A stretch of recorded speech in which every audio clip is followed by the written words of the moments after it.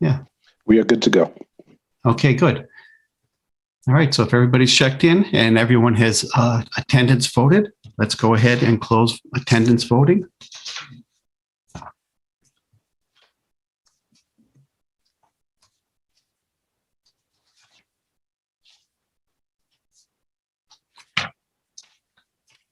And that motion passes 99.6%. We have 230 town meeting members with us this evening.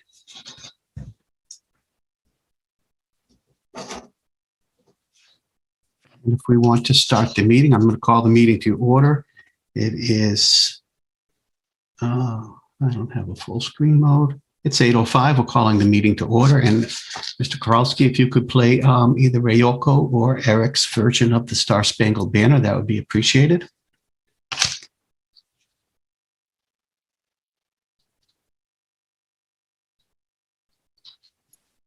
Will do. Just one more screen on the vote. Okay.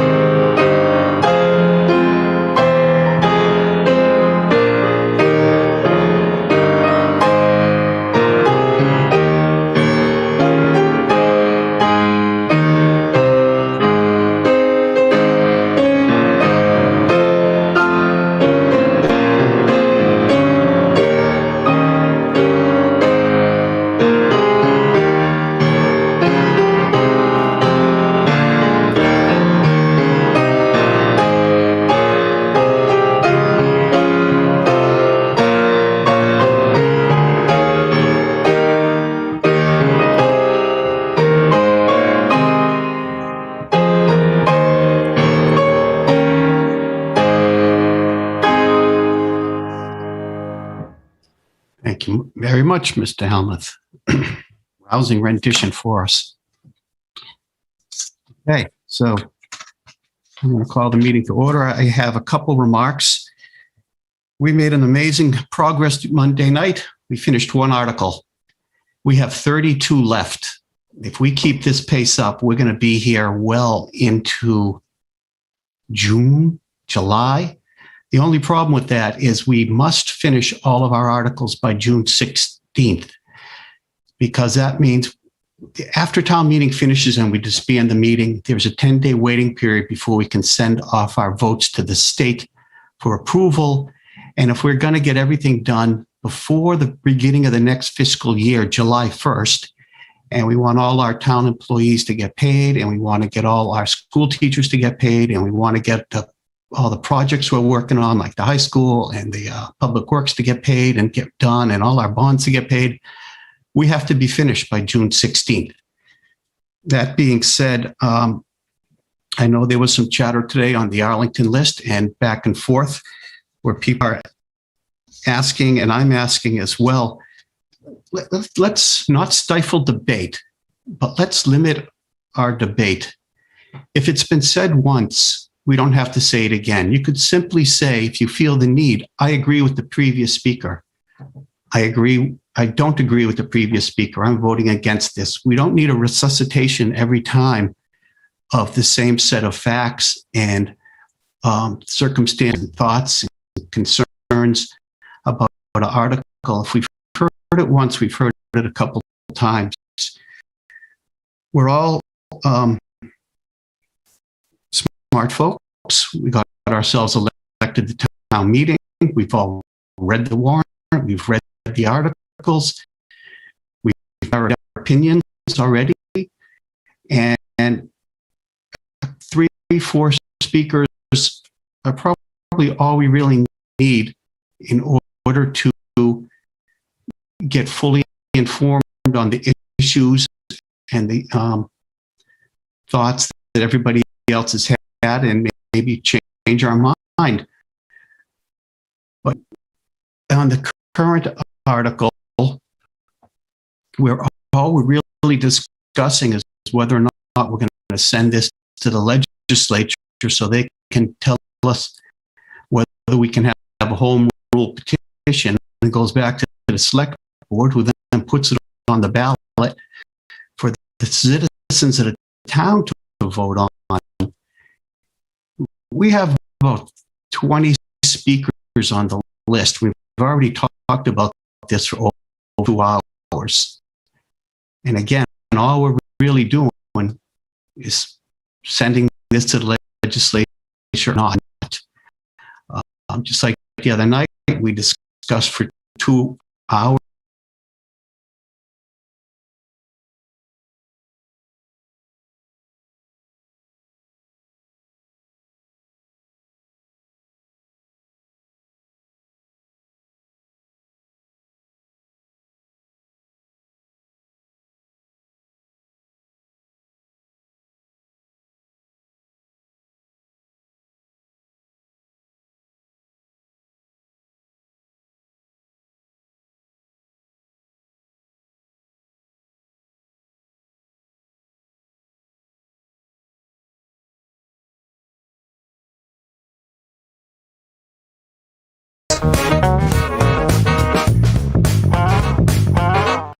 For over 30 years, Arlington and Teosinte, El Salvador have been sister cities.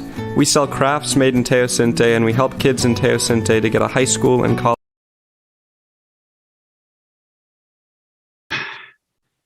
Rather more disconcerting, again with the disconcerting. You all probably got an email today from an unknown person who held themselves out to be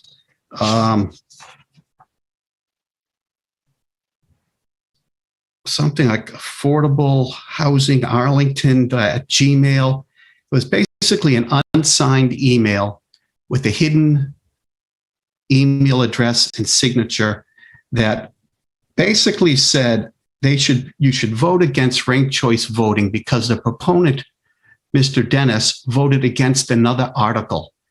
That's not how we do things at town meeting.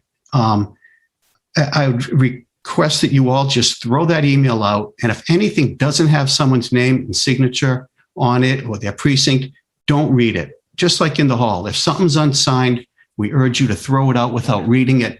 And this kind of inflammatory email where they're asking us to turn down one article because Mr. Dennis voted no, he voted his conscience on another article, is just unacceptable and not the way we do things at town meeting. We all took a civility oath as when we got sworn in, and I urge you all to keep to that civility oath. And let's, if we can, find out who this person was and give them a piece of your mind.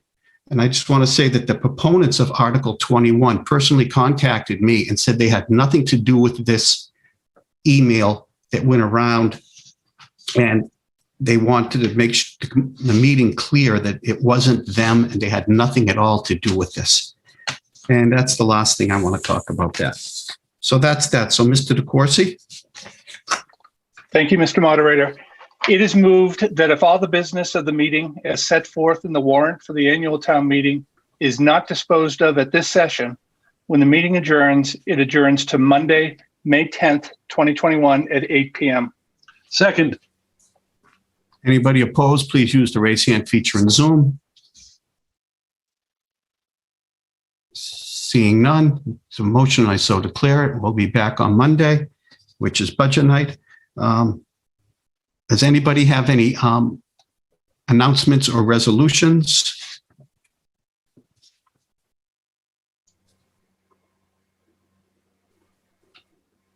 Again, use the raise hand feature if you do. Seeing none. We do have a report, Mr. Foskett, so you want to take Article 3 off the table? Yes, Mr. Moderator, Charles Foskett, Precinct 8. I move that Article 3 be removed from the table. Second. If you're opposed to that article, if you're opposed to removing Article 3 from the table, please use the raise hand feature in Zoom. Whoop, just like that. Seeing none, Article 3 is on the off the table. I call Mr. Joe Barr, Master Plan Implementation Committee. Mr. Barr. Thank you, Mr. Moderator, and thank you, town meeting members, for the opportunity to speak briefly. I recognize how busy you all are and how much you have to get through, so I'll try to keep this as brief as possible. But on behalf of my co-chair, Charlie Kalauskas, excuse me, and all of the members of the Master Plan Implementation Committee, as well as the town staff from various departments who are also part of the committee, I just want to give a quick update on some of the activities which are documented in greater detail in the report that you have in front of you. I guess just a few things to highlight. One in particular is that the subcommittees of the Master Plan Implementation Committee worked to update over the last couple of years the industrial district zoning and have come up with a proposal, which is in Article 35 of annual town meeting, which includes those proposed zoning amendments developed by the zoning bylaw working group and staff from the Department of Planning and Community Development. So that's an important one to be aware of. In addition, also over the last couple of years, the Design Review Working Group has been working to craft a set of residential design guidelines for the town, which were released late last year, and I think have been extremely well received, particularly in terms of providing an opportunity to better manage the development of new and larger, in many cases, homes that are being constructed around the town, and provide some better guidelines for those. And although they are guidelines, they also can be used as part of the process of evaluating applications and requests for special permits. So they will have an impact as time goes by on the character of housing that's built in the town. Another really important accomplishment, which is very close to being completed, is the Sustainable Transportation Plan, which I hope that many town meeting members participated in the public outreach for that, which is known as the name of the plan is Connect Arlington, and is anticipated to be released in the very near future, and will sort of take the place of the initial recommendations that were in the master plan, with a much more specific set of recommendations around safety, mobility, and sustainability and transportation. So members should look for that being released, like I said, in the very near future. We're also in the process of updating the housing production plan, which was created subsequent to the original master plan development and expires late this year. And so that will help to define how going forward the town will create additional housing and affordable housing and achieve the strategies and goals that were laid out in the master plan. We also are in the midst of an update to the open space and recreation plan, which again is sort of has been around in the past, but needs an update because it expires next year. And so this will extend it through pretty much the end of this decade, 2029, using CPA funding. And this is being done in partnership with a lot of other groups around town, and we've also hired a consultant, or the town has hired a consultant to complete that work. And then lastly, I just wanted to mention that town staff did a number of supportive activities related to pandemic response on the transportation side. That included the shared streets program that was implemented in East Arlington, close to the Minuteman Bikeway, that used a MassDOT Shared Streets and Spaces grant to support that work, as well as a number of activities related to economic development and helping support town businesses through the pandemic, and then helping them as we work towards recovering from the pandemic in the future. So again, lots more information in our report to town meeting, but those are just a couple of things that I wanted to highlight on behalf of the entire committee and the staff that worked on it. So thank you very much for the opportunity to present. Okay, thank you. That was Mr. Joseph Barr, co-chair of the Master Plan Implementation Committee. Joe, I didn't do a good job introducing you, so. That's Joe okay. Barr. I didn't do a good job of introducing myself either, so. Next year, we'll get it right. All right. Thank you, moderator. Thank you. Thank you, Mr. Barr. Any other reports? If you do have one, use the raise hand. If not, we'll put 3 back on the table. Mr. Moderator, Yes, sir. I move that Article 3 be removed from the table. I'm sorry, be put laid upon the table. Be laid upon the table. Second. All in favor of laying Article 3 upon the table, please don't do anything. If you oppose, raise your hand in Zoom. Seeing none, Article 3 is laid upon the table. That brings us back to Article 24.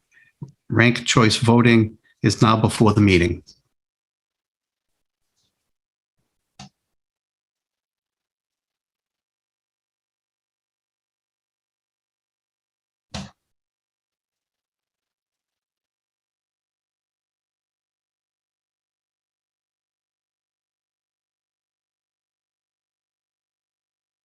There we go. So Sandra Mostejo has a point of order. Ms. Mostejo?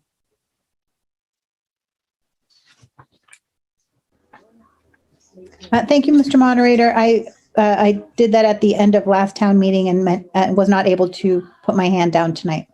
Okay, but even though you say name and precinct for the record? Oh, sorry, Sandra Mostajo, Precinct 16. Mostajo. Okay, thank you, Ms. Mostajo. Thank you. Elizabeth Carlson Gayson. Carlton Gayson.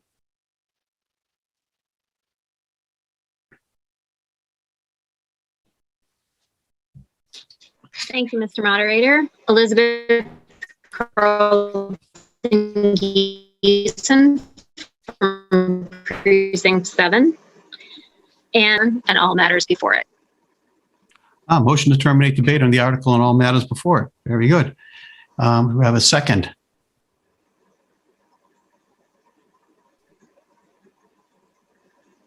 It has been seconded. Okay, so it has been seconded, so good.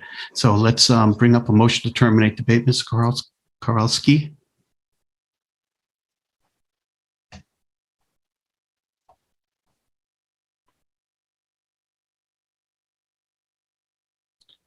So town meeting members navigate back to the portal in groups of 7 precincts, 1 through 7 first. After a few seconds, we'll get 8 through 15. And then we'll go with the rest of them. If you're getting a database error, just give it a second and go ahead and refresh. So if you want to terminate debate, please press 1 for yes. Cast your vote. If you do not want to terminate debate, please use 2 no and cast your vote. If you can't use the portal, go ahead and, oh shoot.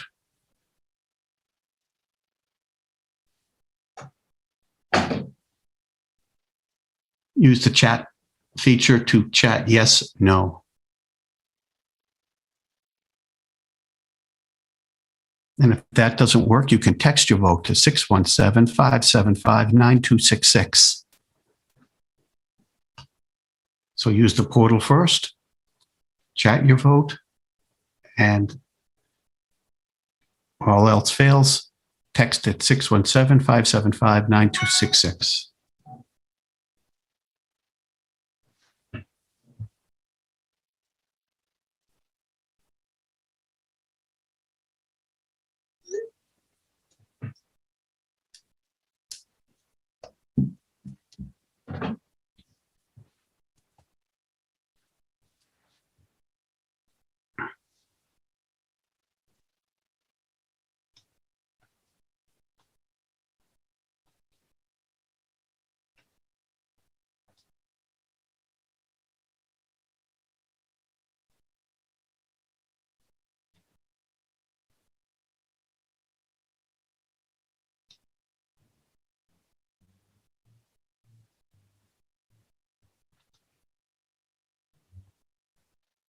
And we good on the texted and chatted votes?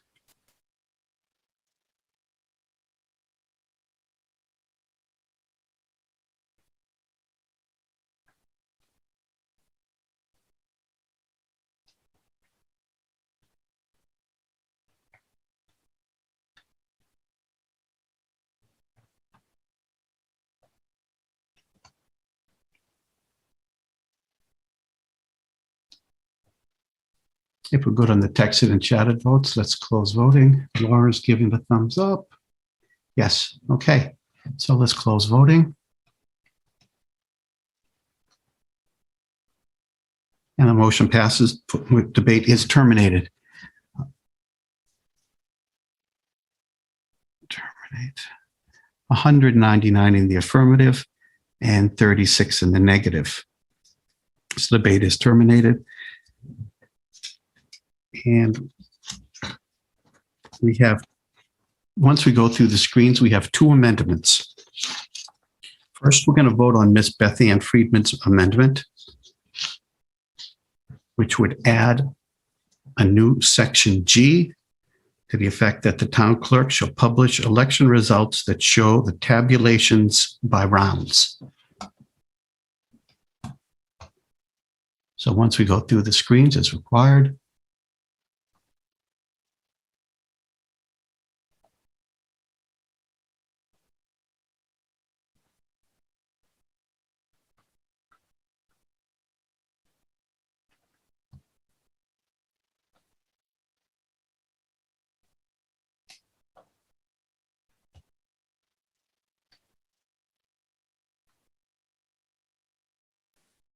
Mr. Moderator, which one yes, first? sir. Miss Friedman's. Yep, that one. So we're going to open voting on Miss Friedman's amendment. If you want Miss Friedman's amendment, you can go back to the portal, vote 1 for yes for Miss Friedman's amendment, which would add the requirement that the town clerk publishes the results that show tabulation by rounds. If you would like that, you'll vote 1 for yes. If you do not want her amendment, you'll vote no. 2 for no. Cast your vote. Use the chat if you can't use the portal, or text it 617-575-9266. If all else fails, you still can call Ms. Brazil, 781-316-3071, but I think we don't have many people calling anymore.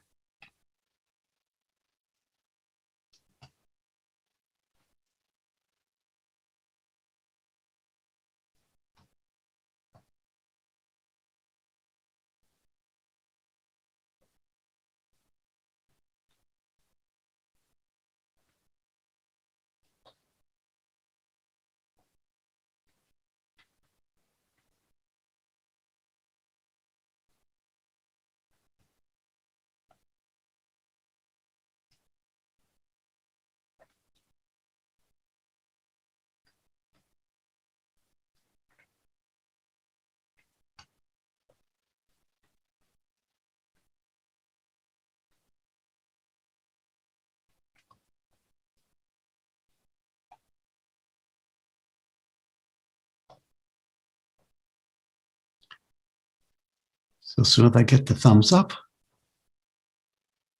I'll close voting. Okay. So Lauren gives me the thumbs up. So we're all set. We can close voting.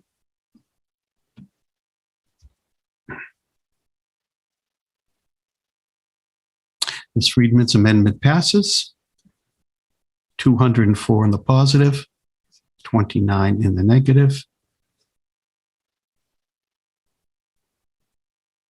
That's a vote, and I saw to clear it. When we're done with this, we'll do Mr. Schlickman's amendment.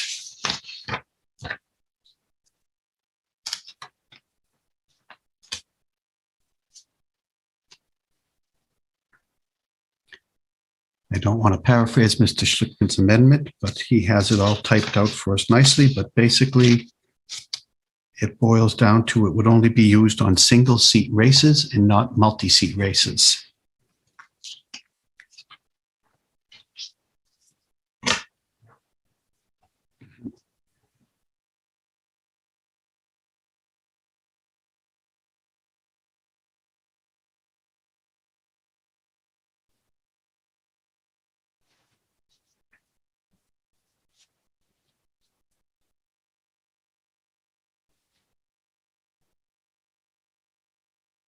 Okay, so voting is now going to open for Mr. Schlickman's amendment. If you want Mr. Schlickman's amendment to use ranked choice voting only on single seat races as opposed to multi-seat, you'll vote 1 for yes. If you do not want to limit it, you'll vote 2 for no. And cast your vote. 1 for yes, 2 for no, cast your vote. If you can't do it on the portal, use the chat vote. If that doesn't work, text it. 617-575-9266.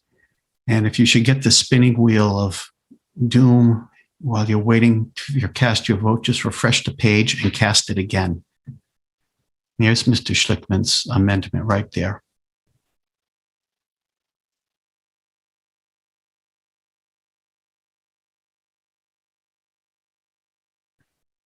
So we have 39 seconds left to go ahead.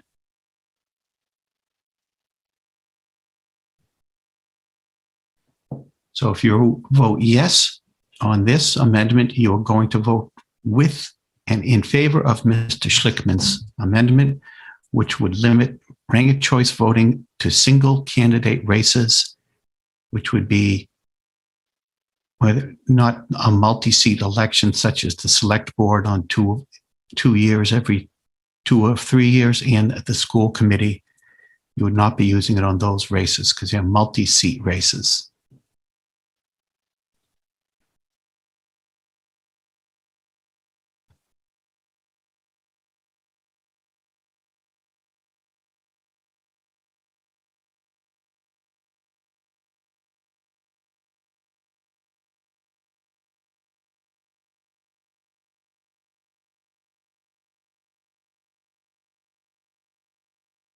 As soon as we get the thumbs up, we can close voting.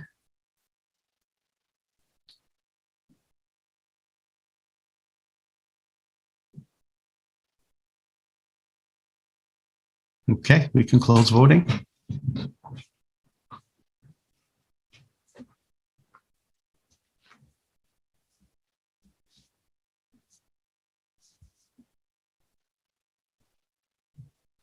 Mr. Schlickman's motion fails. 33 in the positive, 204 in the negative.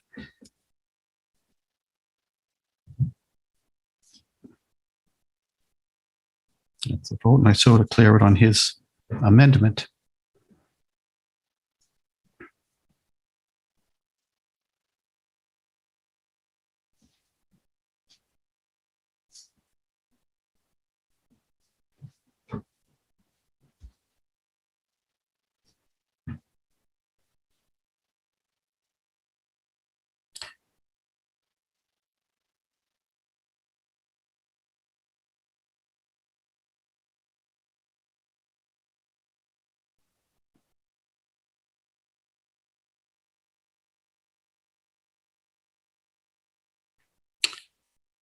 As soon as we finish going through the screens, we're going to bring up the main article as amended by Ms. Friedman's amendment to vote.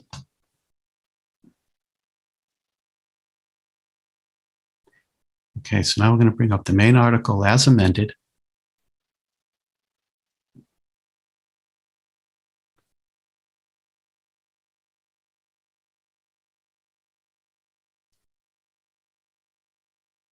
So town meeting members, please go back to the portal.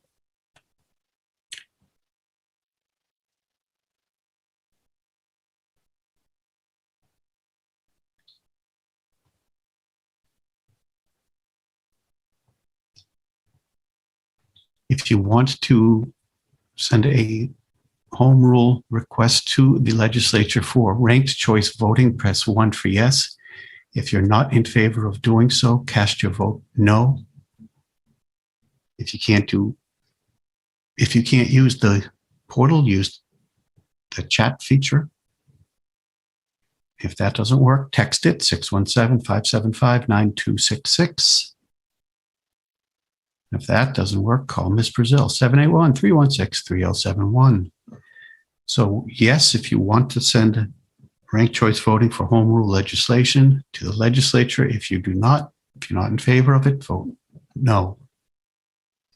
Cast your vote.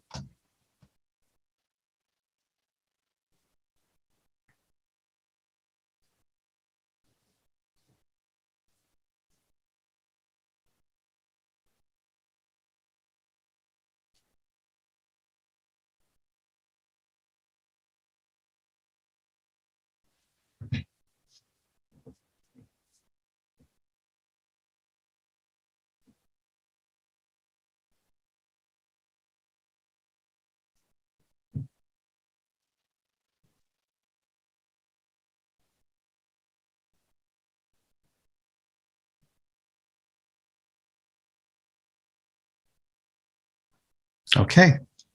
Looks like we're all set on our chatted and texted votes, so we can close voting.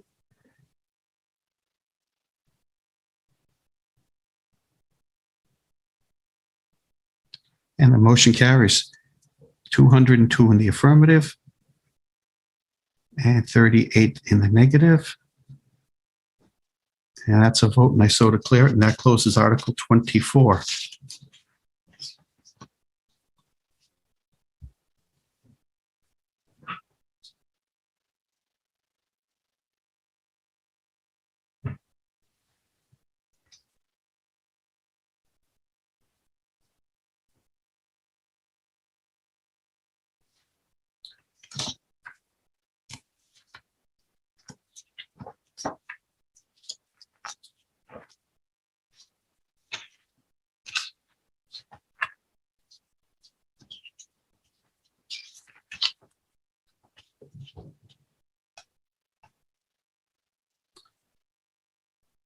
And we're just running through the screens. When we're done with that, we're going to bring up Article 25.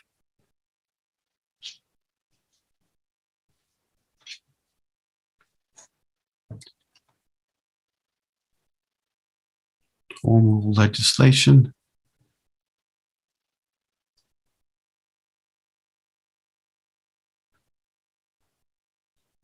I believe we may have a couple of presentations on this.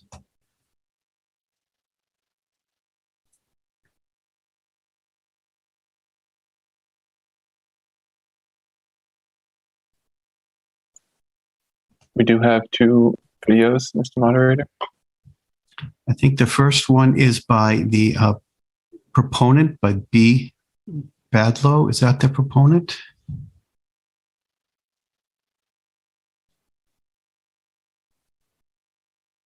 Mr. DeCourcy, do you know if Mr. Badlow is the proponent of this article?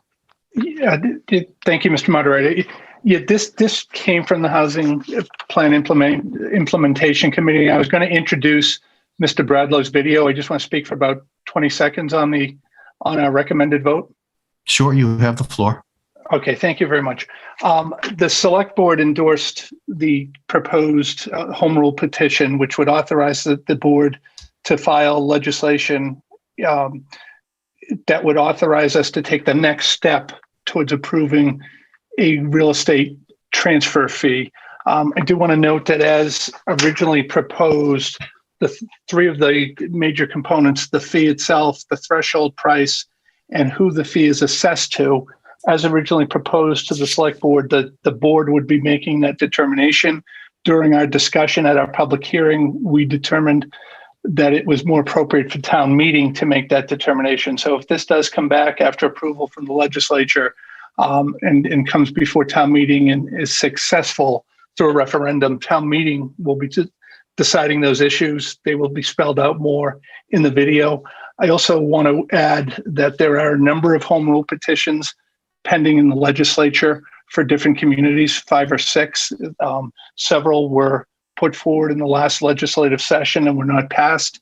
There is also a local option bill that is pending in the legislature currently. And while it appears that the home rule petitions may not be passed in the next session, it is important, we believe, to send a message to the legislature that this is another community that may be interested or that is interested in seeking the real estate transfer fee. So with that, it was a 5-0 vote. And if I could, I'd like to refer now to the video by Mr. Bradlow.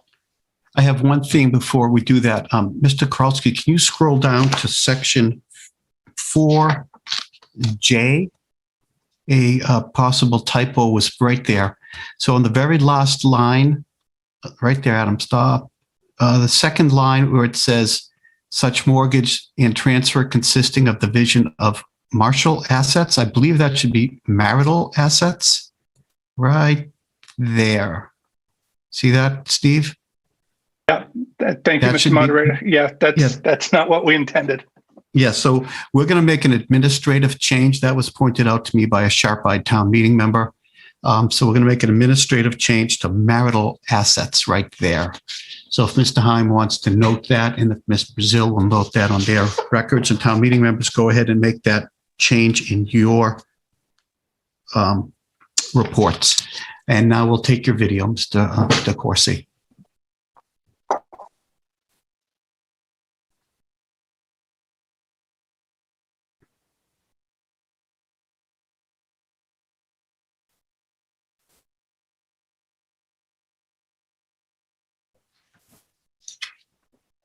Hi, I'm Ben Bradlow, a member of the Housing Plan Implementation Committee. I'll provide an overview of Article 25, which requests approval of a home rule petition to establish a real estate transfer fee. The Housing Plan Implementation Committee has worked on this article since late 2019, when members learned that a number of other communities had identified real estate transfer fees as a sustainable source of funding to preserve and develop affordable housing. This article was intended to be considered at the 2020 annual town meeting, but then was deferred when the coronavirus pandemic broke out. This article is paired with an article to adopt an affordable housing trust fund, which was adopted by the November 2020 special town meeting. A real estate transfer fee is a fee assessed on the transfer of title of real property. This one-time fee is assessed at the time of transfer and is deposited into the Arlington Affordable Housing Trust Fund. And the purpose is to be used for acquiring, creating, preserving, rehabilitating, restoring, and supporting affordable housing. Article 25 simply authorizes the town of Arlington to submit what's called a home rule petition to the Massachusetts State Legislature in coordination with our local delegation. A home rule petition is required as there is no local option for municipalities in Massachusetts to assess this type of fee. So a home rule petition has two steps. First, it's submitted to the legislature for consideration. And then second, if it's approved by the legislature, it's returned to Arlington to develop a bylaw, which will require a subsequent approval by town meeting and a vote via ballot question. The Housing Plan Implementation Committee believes that a real estate transfer fee is the best option to fund the Arlington Affordable Housing Trust Fund for the following reasons. First, it's a continuous and sustainable source of revenue. Second, there's a precedent across the country and locally for transfer fees. The local example is the Nantucket Land Bank, where the fee assessed goes toward preserving open space.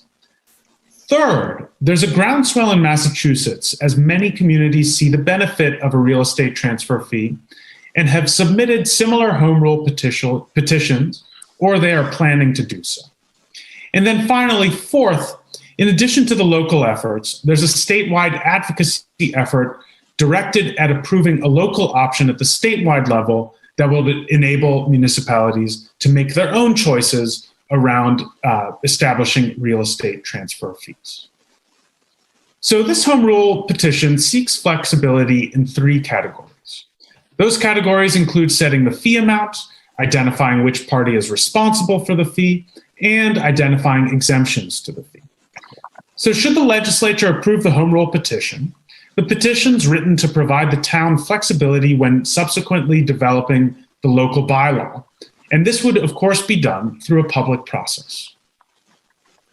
The amount of revenue that will be generated by the fee depends on the fee percentage and the total value of sales each year.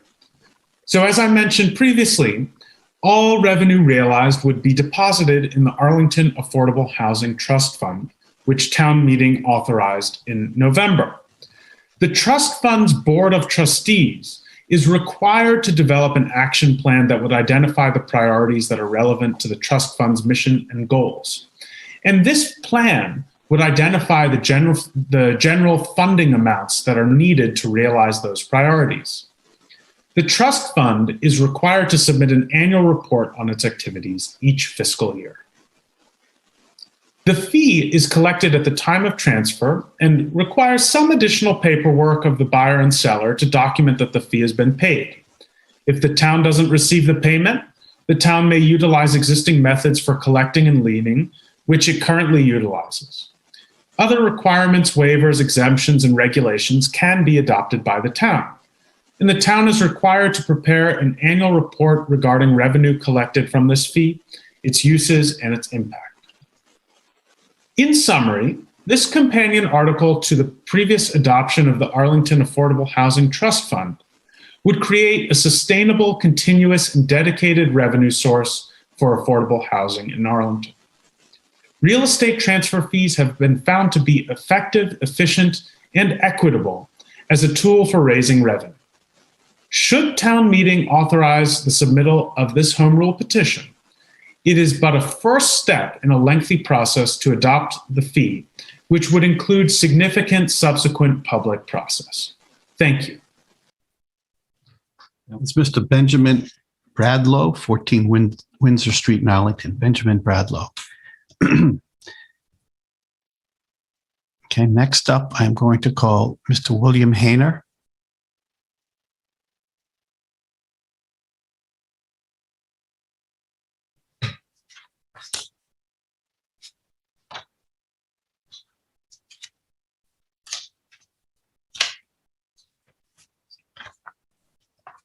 Thank you, Mr. Moderator.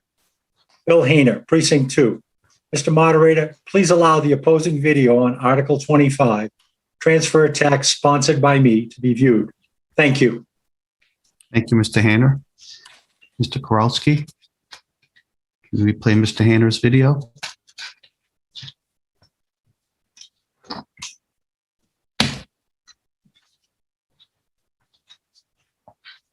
Hi, my name's Alan Cates. I was born in Arlington, graduated from Arlington High School in 1963. When I got married, I bought a house in Arlington. I've lived here all of my life.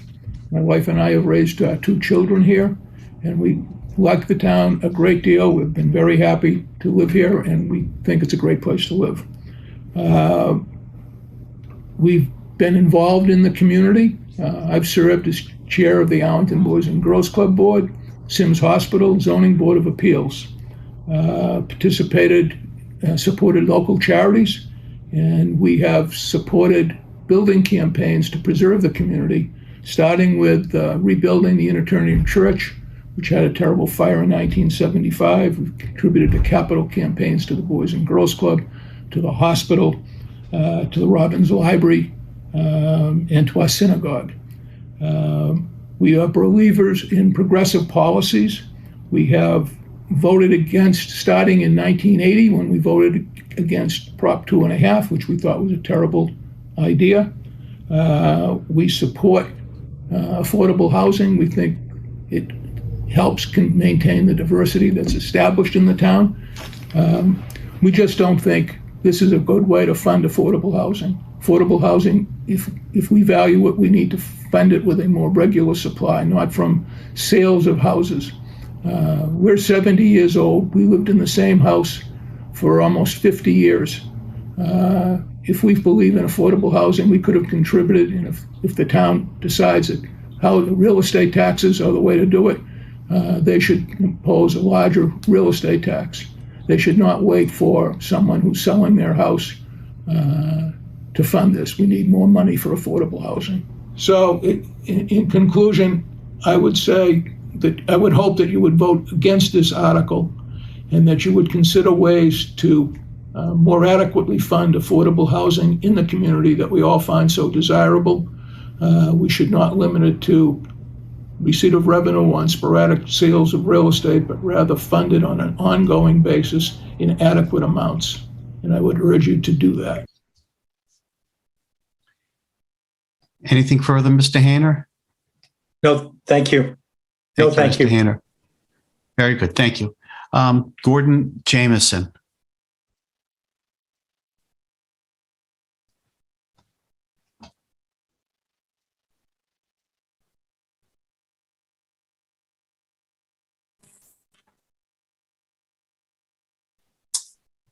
Thank you very much, Mr. Moderator. Gordon Jameson. Thank you very much, Mr. Moderator. Gordon Jameson, Precinct 12. As Mr. DeCourcy summarized, there are numerous toggles in this home rule petition, whether the buyer or the seller pays or they both pay. There's a scale on the bottom of the comment and in the text of the article. That's a 40-fold range of what the percentage might be. But I was somewhat surprised while reading the article to find out that the lower exemption level was a fixed number. And so my amendment seeks to redress that problem and provide the flexibility that if then approved by by King George et al. Down in the State House, we can have a greater variety of options before us. So I move my amendment, Mr. Moderator. Can we get a second on his amendment, and can we show it? Your amendment's been seconded. Thank you, Mr. Moderator. It's really very simple, as you'll see. Yes.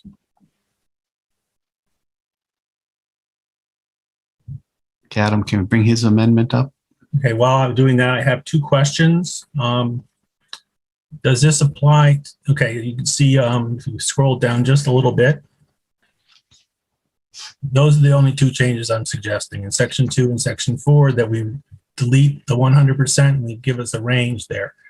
The reason I did that was I would have preferred this have an exemption like the CPA does, where where everybody pays the fee, depending upon who we decide is going to pay the fee, but there be a floor above which everyone pays, but not just this.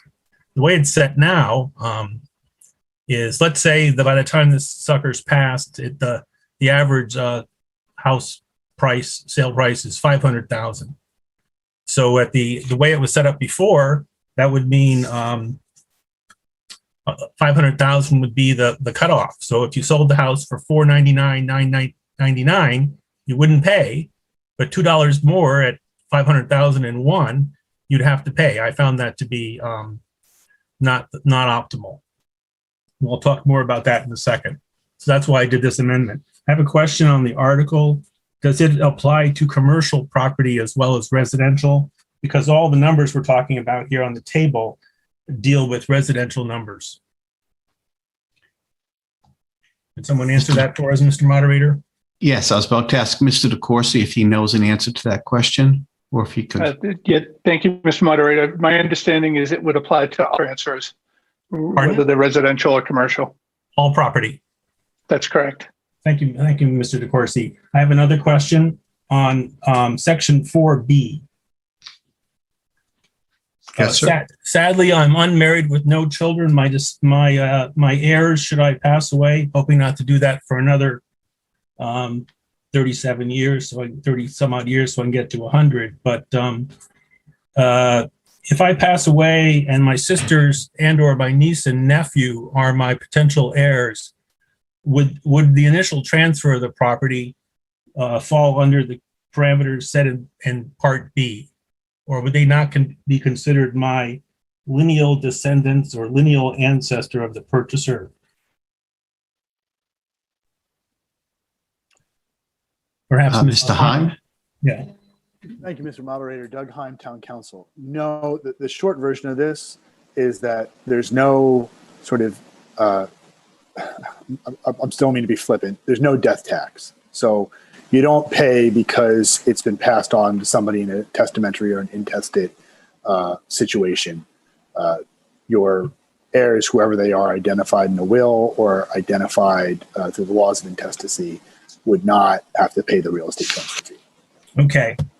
And then, thank you, Mr. Hunt. So I would suggest that we pass this, but in parallel, we also pursue a CPA mediated function where we would, and the bonus, the real reason for doing the CPA is we have an established process, and we would get 20% bonus on the money we put in. And I think it was Mr. Cage who said, come up with a mechanism that's taxation versus this, kicking people when they arrive or kicking them when they leave, or both. I did a little homework on this, and if we doubled the CPA and then by not statute, but by sort of by resolution, we always take half of that money and we put it into the trust fund. That would be about $2.5 million, which just happens to be the average of all those numbers at the bottom of page, whatever it is, 36. I thought that was quite interesting.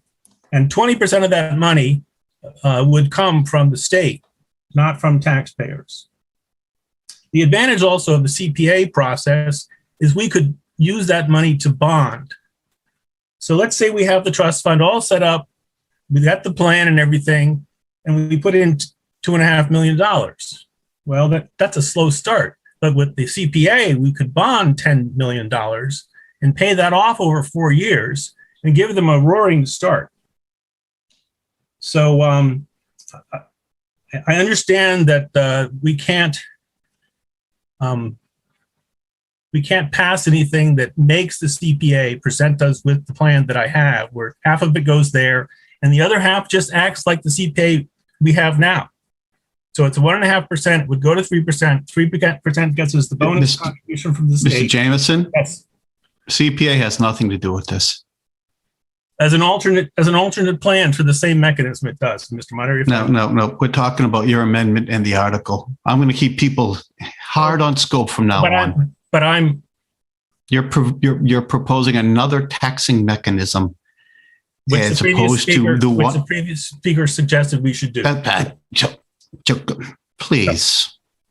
Thank you, Mr. Moderator. I would vote for this, but also develop a CPA mechanism in parallel. Thank you, Mr. Moderator. Thank you, sir. Okay, Ann Elhert.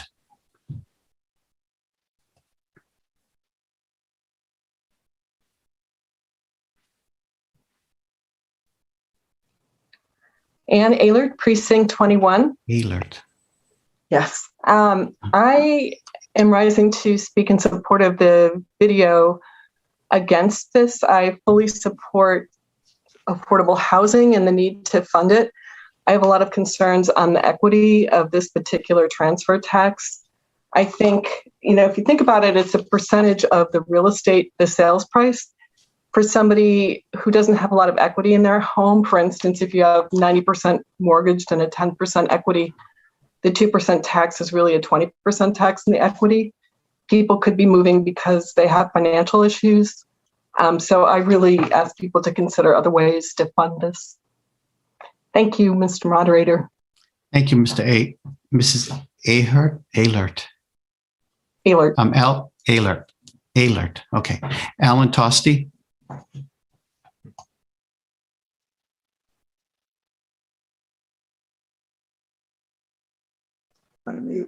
Al Tosti, Precinct 17, pass.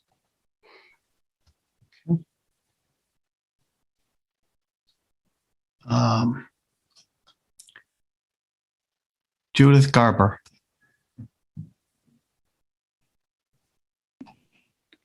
Hello, Judith Garber, Precinct 4.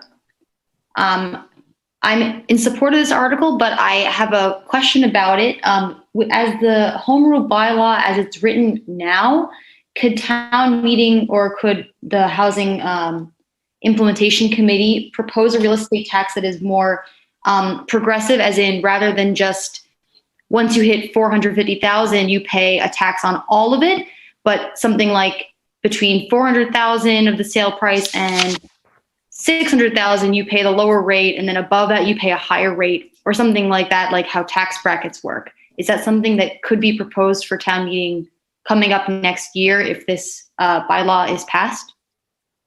Well, we're talking about a home rule legislation, then it would have to go through several steps before it gets to a bylaw. But Mr. Heim, could we have a graduated tax on a sliding scale based on sale price?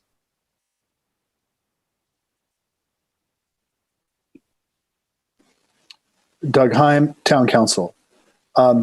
Theoretically, yes. The way that this is structured is certain pieces of it are what I would call sort of sacred, right?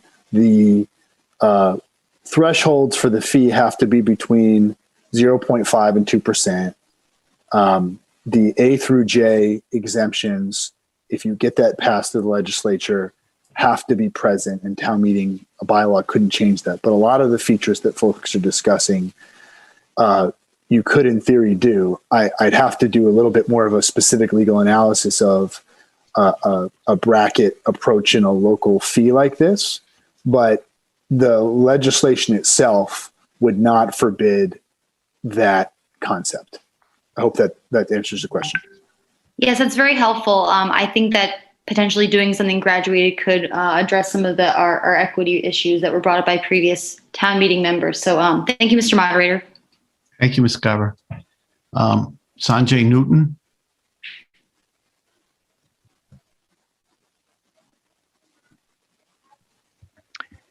Good evening, Mr. Moderator. Sanjay Newton, Precinct 10.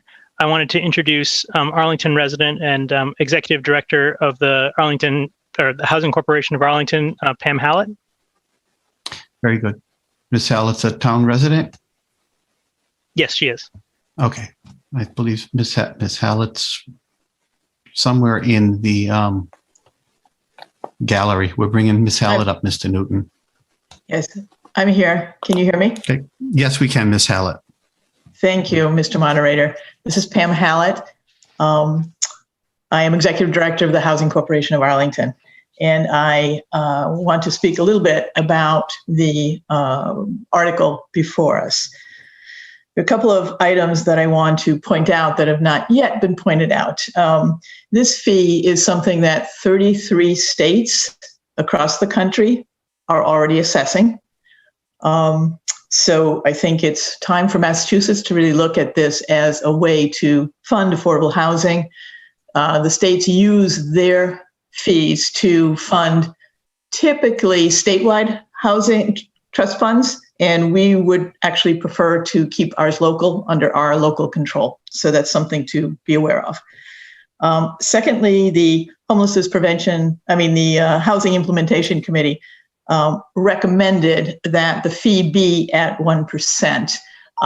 That will now go back to town meeting, according to Mr. DeCourcy's proposal.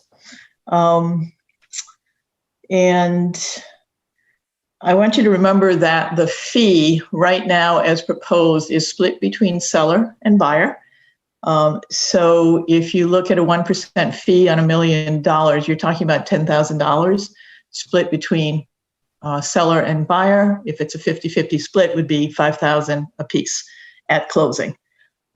We don't see this as significantly impactful on people.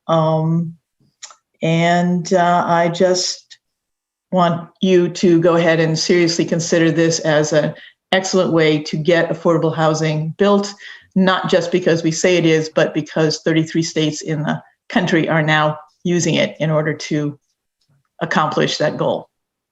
Thank you very much. Thank you, Ms. Hallett. Anything further, Mr. Newton? I just wanted to speak in support briefly and say, this really is, to my mind, a values decision for me, right? This is putting our money where our mouth is about whether we really believe in affordable housing. And I'm excited to vote for this. And I hope that the state legislature will support us in doing it. So thank you, Mr. Moderator. Thank you. John Deist.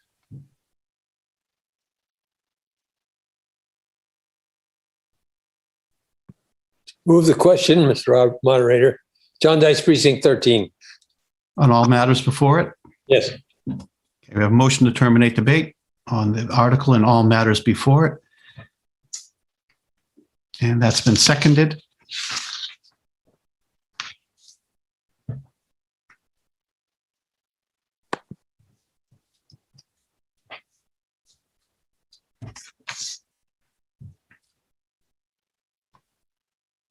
So town meeting members, navigate back to the portal. Oh, Elaine Crowder has a point of order.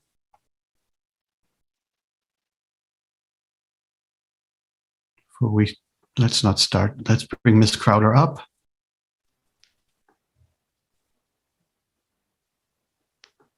Hello?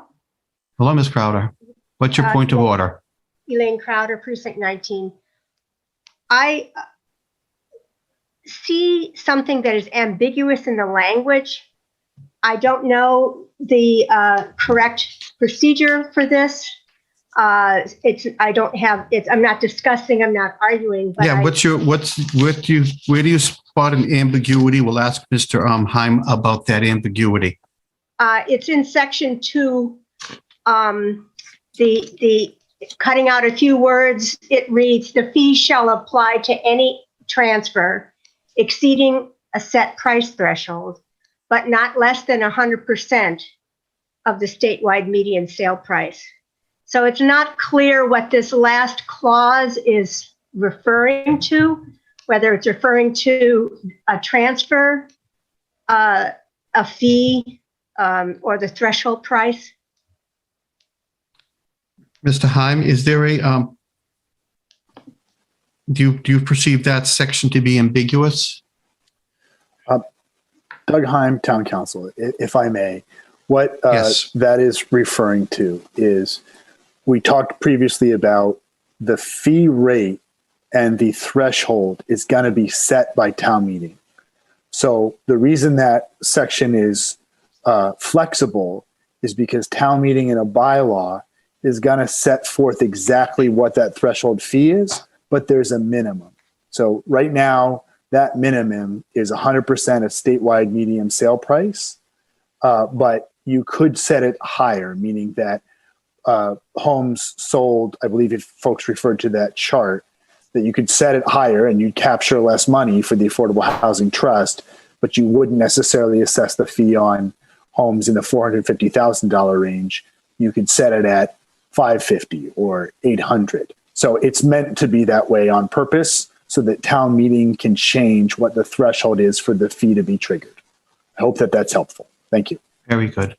I believe that would clear it up. That cleared up your perceived ambiguity, Ms. Crowder? No, it didn't. I would ask that Town Council just take a look at a couple of suggestions that I gave via email earlier in the day. Thank you very much. Thank you. So we're going to still entertain our motion to terminate debate.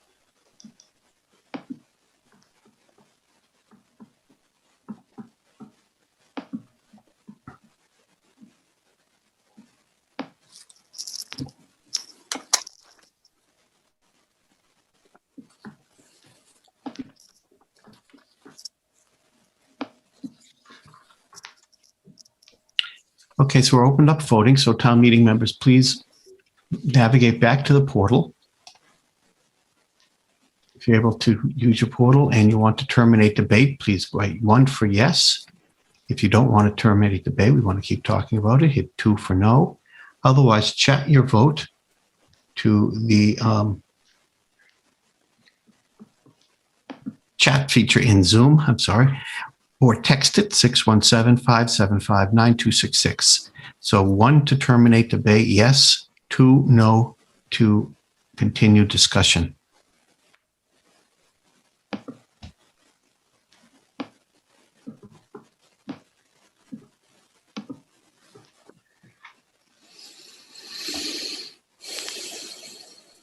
And if all else fails, you can call Ms. Brazil, 781-316-3071.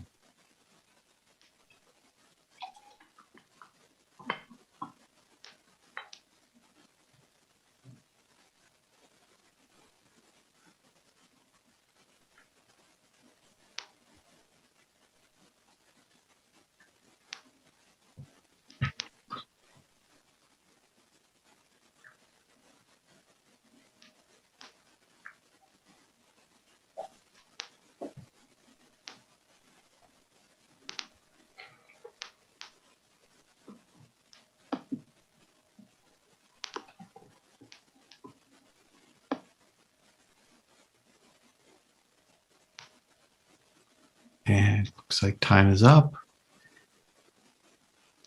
We only have a couple people who might be texting or calling in votes. As soon as I get the thumbs up, we're good to go. Okay, we're good to go. We can close voting.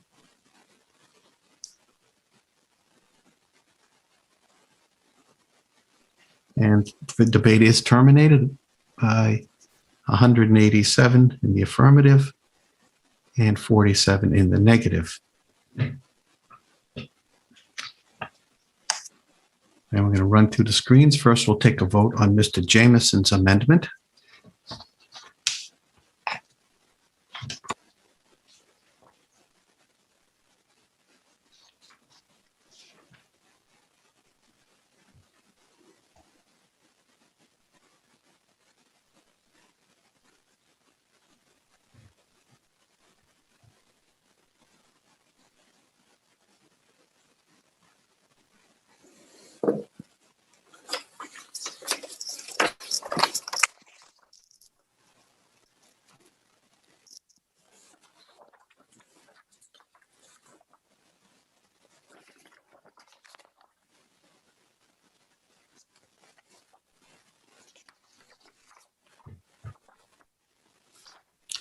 Okay, first we're going to vote on Mr. Jamison's amendment. Mr. Jamison wants to expand some thresholds.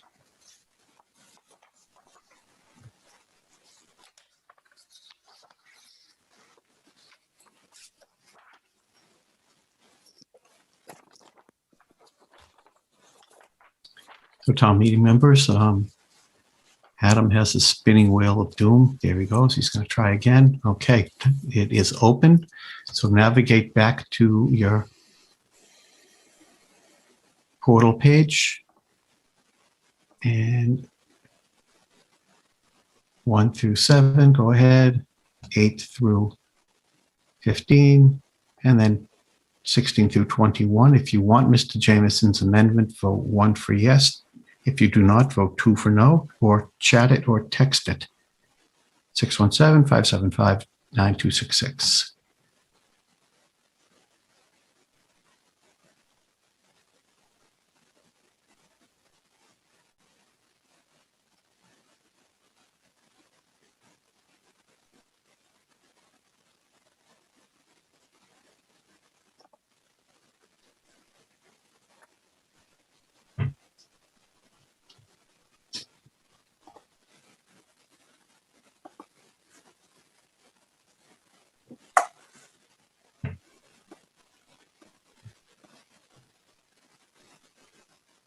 So, town meeting members, please take this opportunity to go ahead and vote, chat it in, text it, 617-575-9266.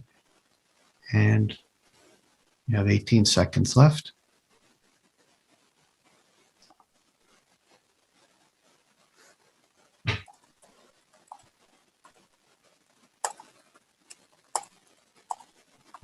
Obviously, the quickest way is to use the portal, but if that's unavailable, try the other way.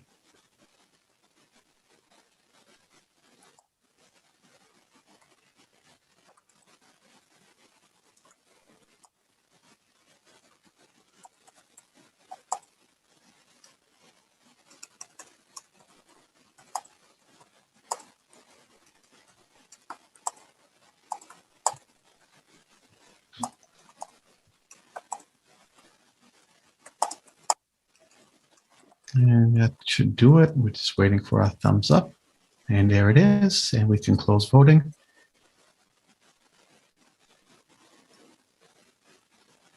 And Mr. Jamison's motion passes. 113 in the affirmative, 108 in the negative.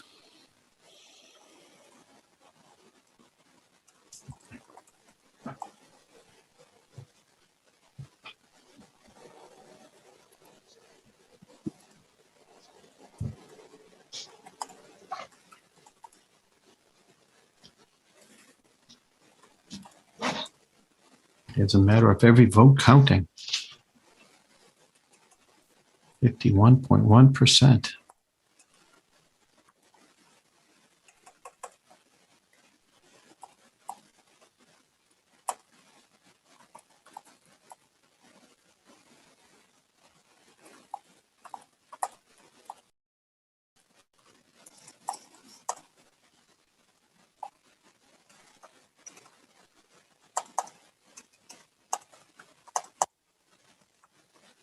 soon as we go through all the screens, we're going to go to the main motion. Article 25, as amended by Mr. Jamieson, for home rule legislation, real estate transfer tax.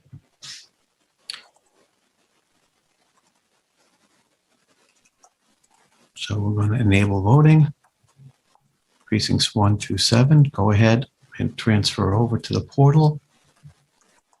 8 through 16. And then 16 through 21.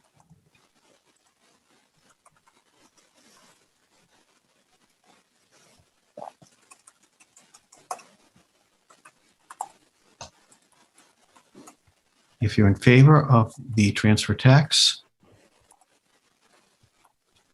and want to send it to home rule legislation, vote 1 for yes. If you're opposed and you do not want to send it to home rule legislation, vote 2 for no. If you can't do either, then text it in or chat it. And all you need to do is say yes or no.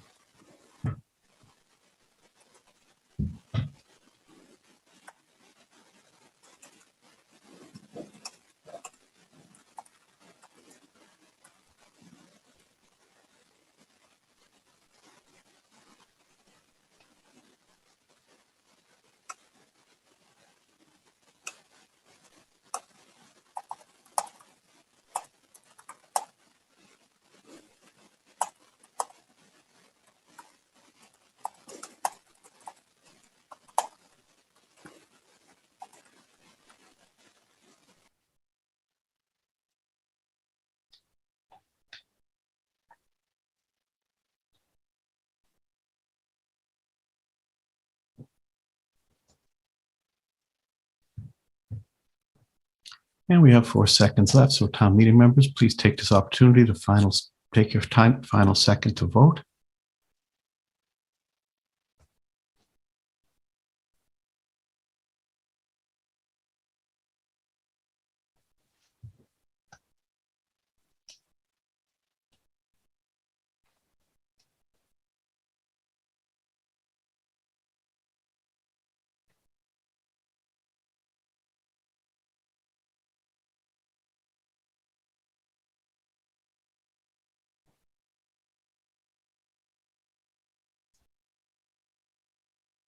Good to go, Lauren?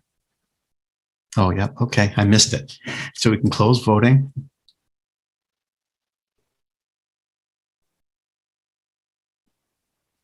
And the motion passes. The article passes. Our final vote is 187 in the affirmative, 50 in the negative. It's a vote, and I so declare it. It's a final vote. That closes Article 25.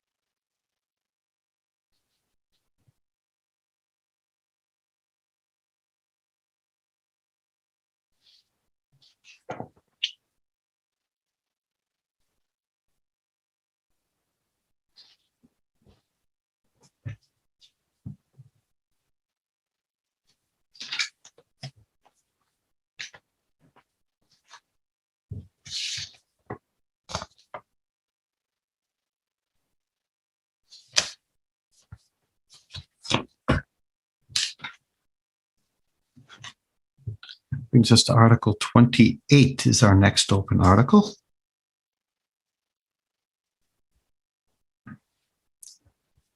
Zoning bylaw amendment, affordable housing requirements.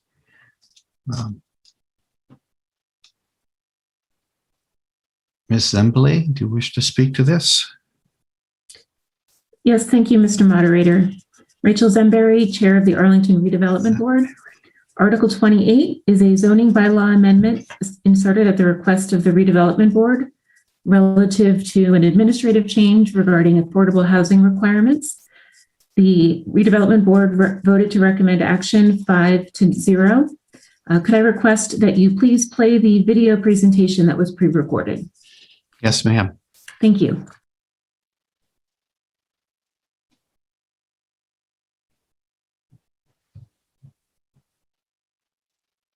Hello, I'm Rachel Zemberry, Chair of the Arlington Redevelopment Board, also known as the ARB, and I will be taking you through Warrant Article 28, a zoning bylaw amendment for affordable housing requirements for the 2021 annual town meeting. Section 30 of Chapter 219 of the Acts of 2016 broadened Chapter 40A, Section 9 by extending the term of a special permit from 2 years to 3 years. When this law was passed, the goal was to provide more flexibility in construction schedules to adapt to changing economic, labor, and market conditions without having to seek an extension from the special permit granting authority. The zoning bylaw, Section 3.3.5.b, references the correct 3-year term in accordance with this law. It was updated as part of the zoning bylaw recodification completed in 2018. Section 8.2, however, continues to reference the 2-year term of special permits and should be updated to be consistent with Chapter 40A, Section 9. The ARB believes that this administrative amendment is necessary for consistency with the state's zoning act for Massachusetts General Law, Chapter 40A. The ARB voted 5-0 at our April 5th meeting to recommend favorable action on Article 28. Thank you.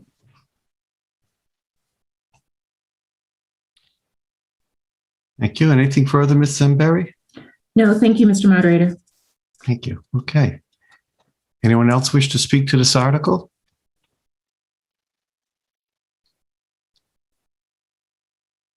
Seeing none, we're ready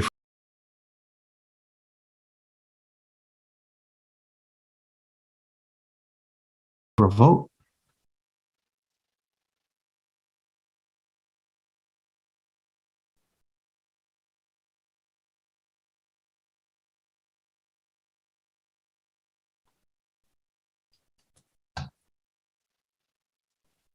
So town meeting members, if you're in favor of the article as proposed by the ARB in their printed report, vote 1 for yes. Or you should navigate back over 1 through 7, 8 through 16, 16 through 21. If you're in favor of it, recommended vote 1 for yes. If you are opposed, vote 2 for no. Chat your vote, yes or no, or text at 617-575-9266.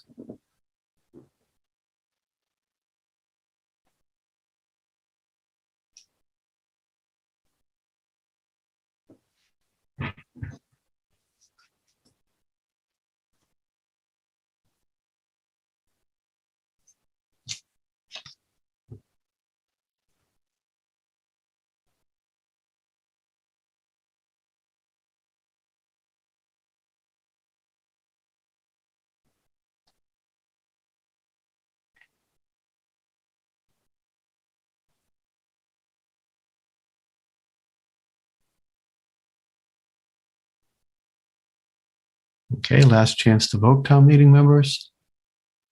Go ahead and vote now. Use the portal. Text or chat it in, please.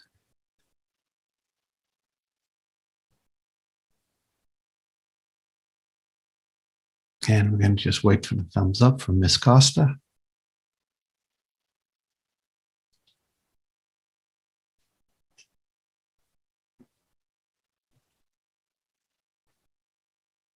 There we go. Thumbs up. We can close voting.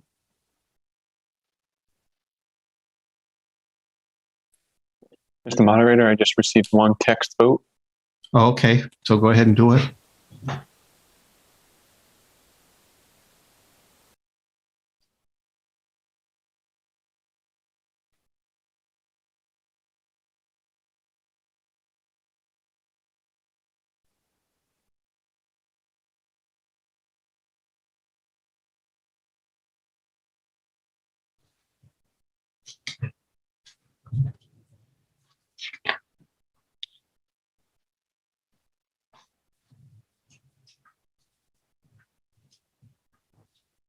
This is an ARB article. So it does require a 2/3 vote. And the motion passes 98.3% with a vote of 235 in the affirmative and 4 in the negative. 98.3%. That's a vote, and I so declare it. That closes Article 28. Our next article up, as soon as we run through all our screens, is Article 29. Somebody asked if 28 wasn't if it was removed from the consent agenda. It wasn't actually on the consent agenda. It was removed before the meeting actually started because they wanted to give us the rundown of what the law was actually doing, as they did by their video.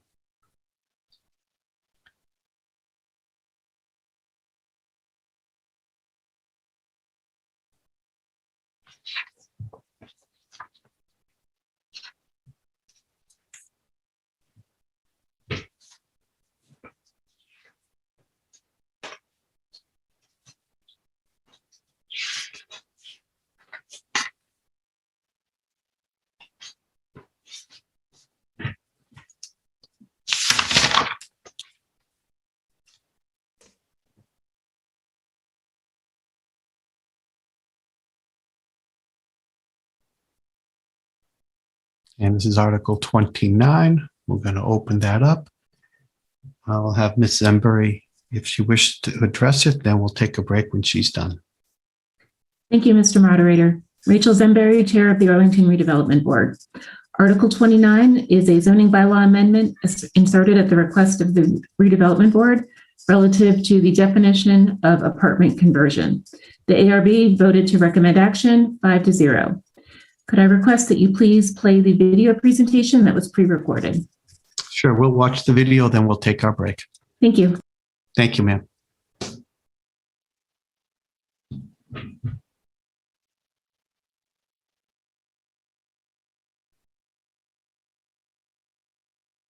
Hello, I'm Rachel Zembury, Chair of the Arlington Redevelopment Board, also known as the ARB, and I will be taking you through Warrant Article 29, a zoning bylaw amendment related to apartment conversion for the 2021 annual town meeting.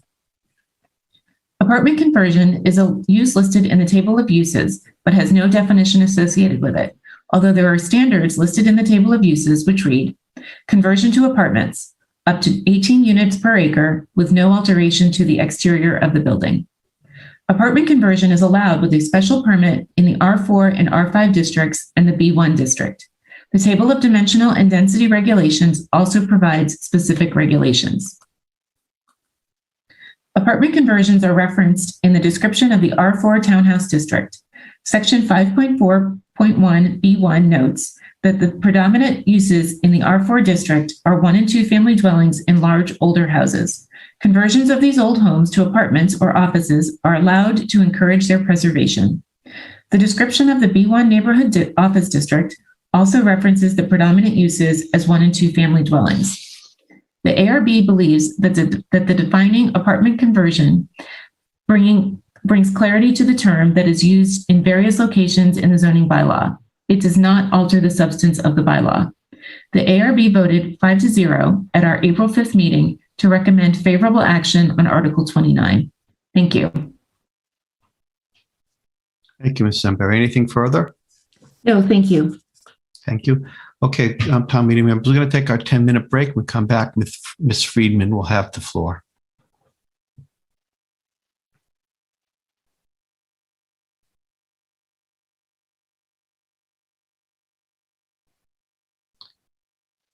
And I don't know if we have any new neat videos to play. I don't think we have anything new. I was going to go back to the jazz and band and orchestra video. Yeah, that's good. Okay. That's nice. Thank you. Yep. All right, we'll see you all in 10 minutes.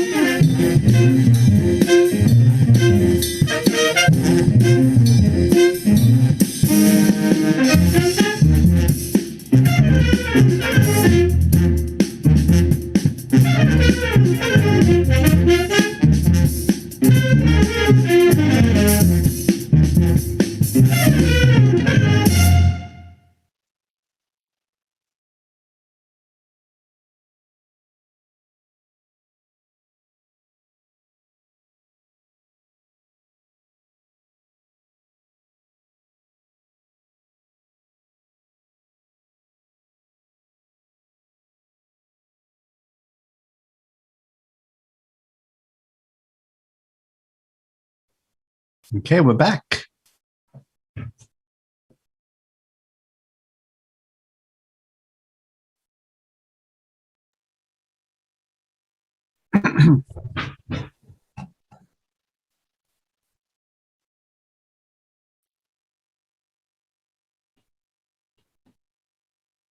So the first speaker is going to be Beth Ann Friedman.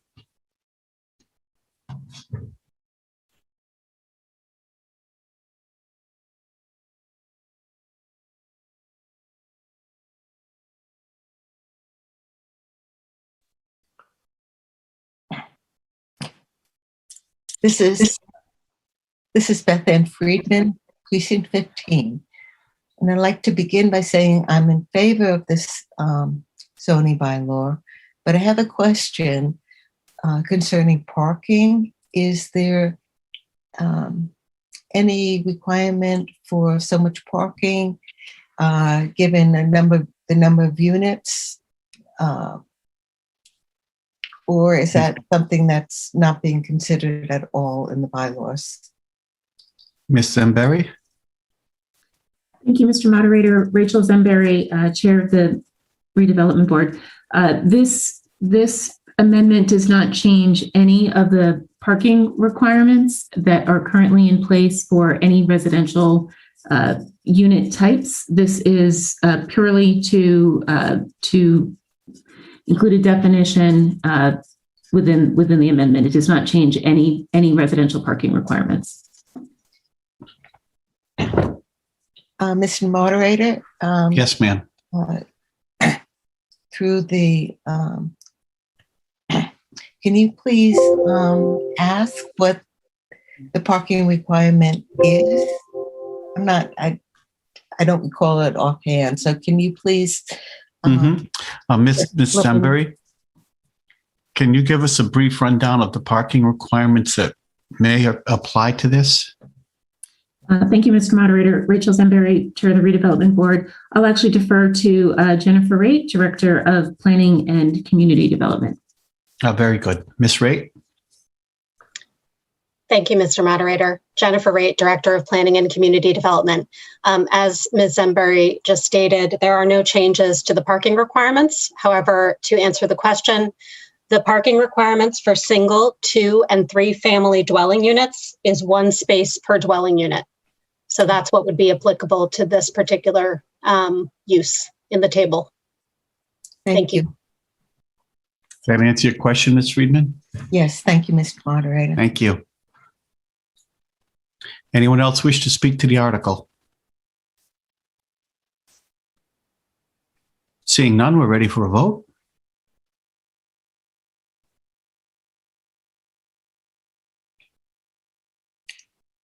So we have before us a recommended vote of the ARB as printed in their report.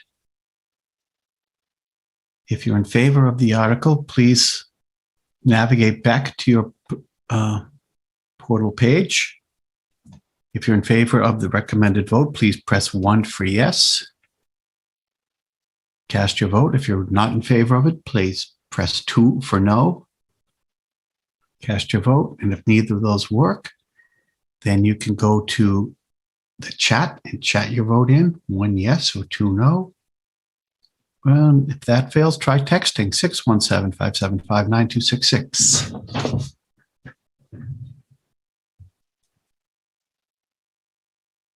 And if all fails, you can call Miss Brazil, 617-316-3071.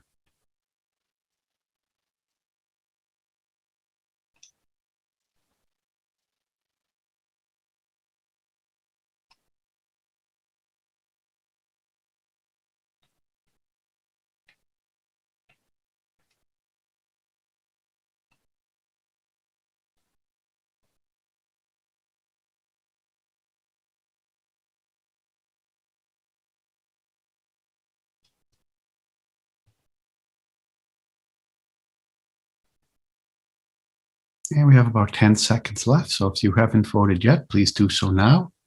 Text or chat your votes in.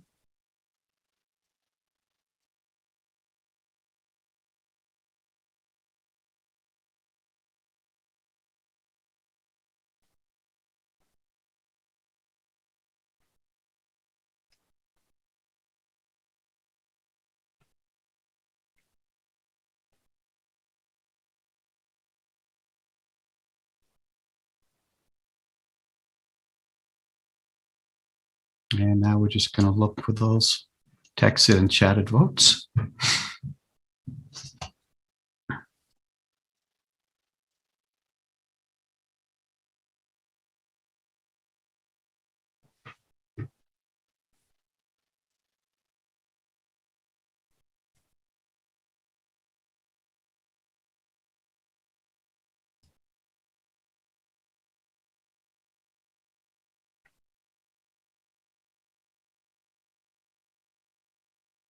Okay, we're ready to go. We can close voting.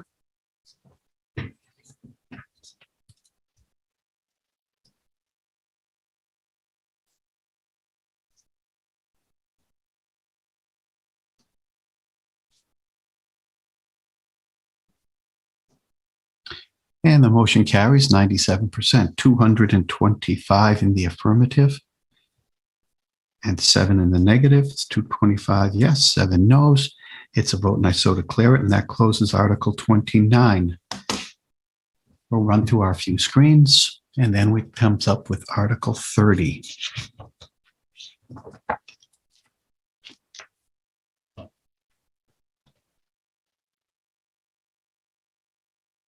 Bylaw amendment, gross floor area.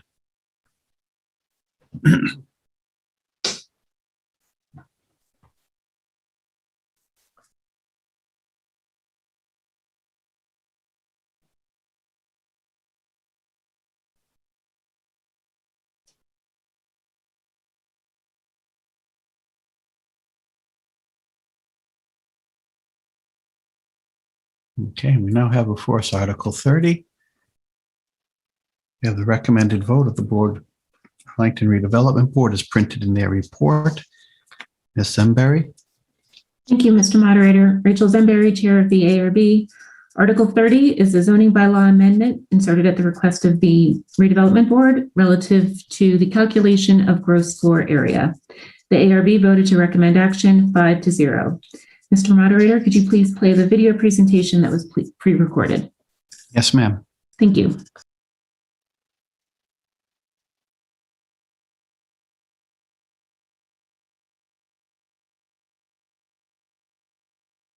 Hello, I'm Rachel Zemberry, Chair of the Arlington Redevelopment Board, also known as the ARB, and I will be taking you through Warrant Article 30, the zoning bylaw amendment related to gross floor area for the 2021 annual town meeting.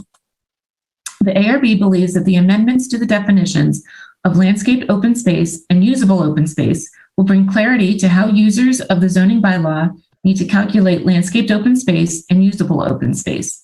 The amendments to Section 5.3.22, gross floor area, provides additional clarification regarding the standards by which these two requirements are calculated.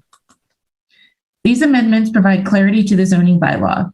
They do not alter the substance of the bylaw.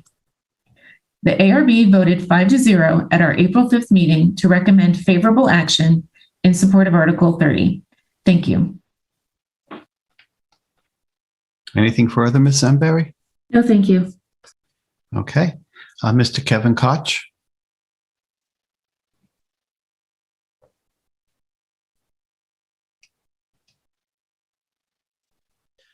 Hi, this is Kevin Koch, Precinct 16. Koch. I am severely confused about the line in Section 2 that says roofs may be included if they're not more than 10 feet above the lowest floor. So does that mean that only flat roofs on single-story buildings or possibly two-story buildings could possibly be counted as open space? Ms. Raitt? Jennifer Raitt, Director of Planning and Community Development. So that is not an addition that we are adding to the bylaw. I would ask that it is a question for Michael Byrne, the Director of Inspectional Services, regarding the calculation. Thank you. Mr. Byrne, are you there?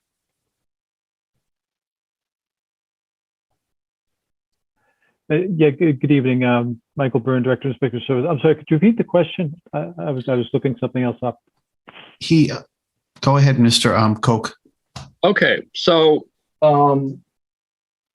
Section 2 talks about a roof being countable as open space if it's not more than 10 feet above the lowest habitable floor, which basically means only presumably on 1 or 2 story buildings if they happen to have flat roofs. Just seems kind of odd to me that roofs would be included at all. I'm just trying to understand it. Yeah, again, Michael Byrne, Director of Inspectional Services. I'm assuming that this must. I don't want to play it back to the planning director, but I would think it'd be more helpful with mixed-use buildings or commercial buildings for their types of flat roofs. We don't see very many flat roofs in residential because the 2.5 stories is the maximum. They'd have to stop at 2 if they were going to do a flat roof. That's I don't know if that answers your question, but I think that's the best I can do for you. No, that's okay, but it just seems very odd to me. That's all. Thank you. Thank you. So as I'm looking at this, Ms. Raitt, what we're adding in is this section 5.3.22 gross floor area. Correct. Jennifer Raitt, Director of Planning and Community Development. We are not amending the language in the bylaw that I think was being highlighted on the screen, which was the question, is already in the zoning bylaw. It's not something that is being amended here. The amendment is refer to section 5.3.22.c for how to calculate landscaped open space. And that is added to in amendment under section 2, landscaped, and then under usable, you can see the underlined sections, and then adding numbers, letter C, for the purposes of this bylaw, the district dimensional requirements for usable open space, et cetera. That's what we're adding. That's all that we're doing right now. We are not everything else changing calculations or discussing the calculation. It's not everything else is already correct. Everything else is already in there. We're just adding what's underlined. Correct. Okay, that's wasn't clear in my mind. There we go. Okay, Ms. Friedman has a point of order. Well, Mr. Koch, do you have anything else? I guess not. Ms. Friedman has a point of order.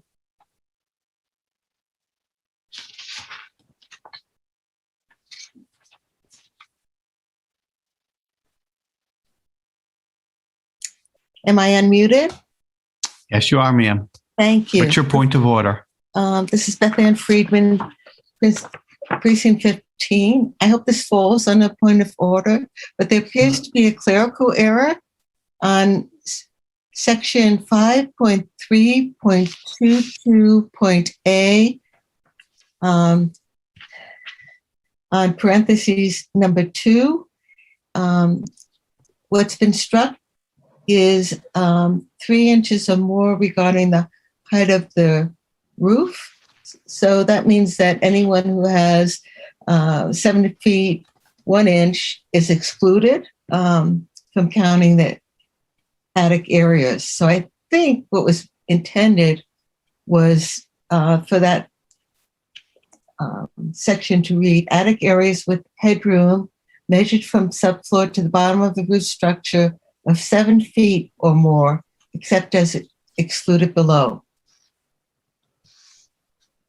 So I think they inadvertently struck or more. Am I being clear, Mr. Moderator? Or more. I see. Well, we actually, that's not a section that we're amending right now. This, I believe, is directly from the cut and pasted right from the bylaw. Is that right, Ms. Raitt? Jennifer Raitt, Director of Planning and Community Development. Yes, that is correct. Okay, so we're not changing that section 5.3.22.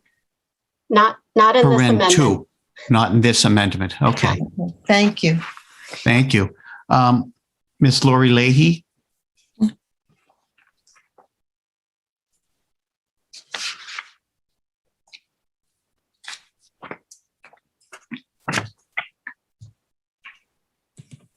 Hi, Lori Leahy, Precinct 21. This is one of those really confusing amendments or articles for me, and it seems like, and I would like someone to answer this, but it seems like we are making it easier to count more gross floor area. So then we could require less open space or landscaped area. Is that what this is attempting to do? Hope that was clear. Ms. Raitt. Jennifer Raitt, Director of Planning and Community Development. No, that is not the intent of this zoning amendment. The intent of the zoning amendment is to only provide a reference as noted in letter C, which is the only addition to this section of the zoning bylaw. It is simply to reference the district dimensional requirements for usable open space and landscaped open space, which are calculated based upon the gross floor area. It is just making certain that that reference is clear in this section of the bylaw. Nothing more. Very good. Thank you. Does that answer your question, Ms. Leahy? Yes, thank you. Thank you. Leah Broder.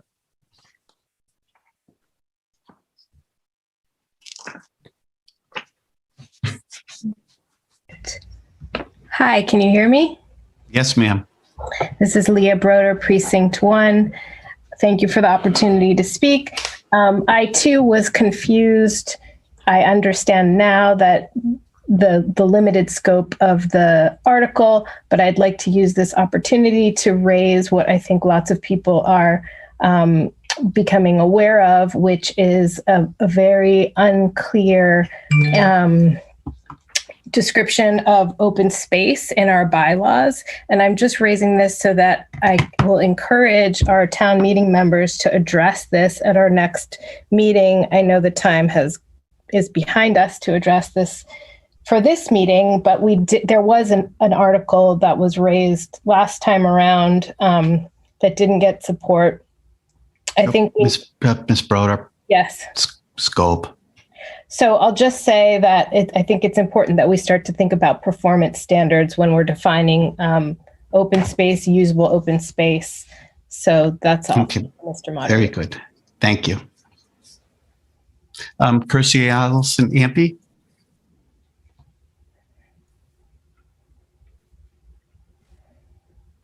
Kirstie Allison Ampe, Precinct 15. I'd like to move the question in all matters pertaining to. Okay. We have a motion to terminate debate. Do I have a second?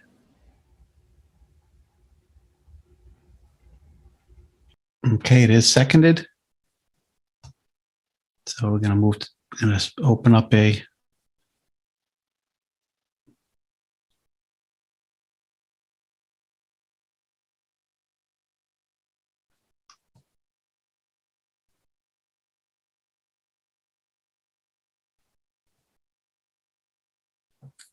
Okay, so we're opening voting.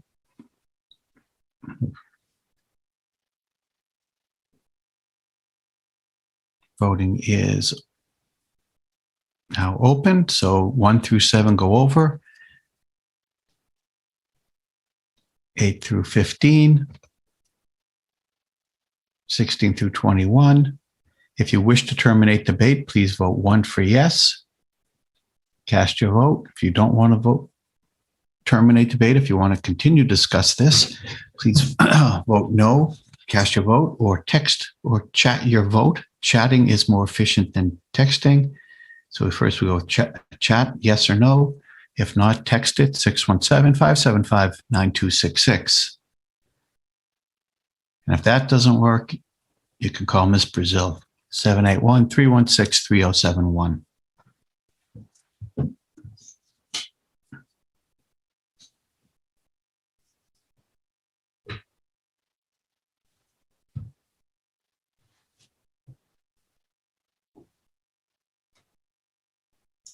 So motion to terminate debate is what we're voting on right now. 1, yes to terminate debate. 2, to continue debating.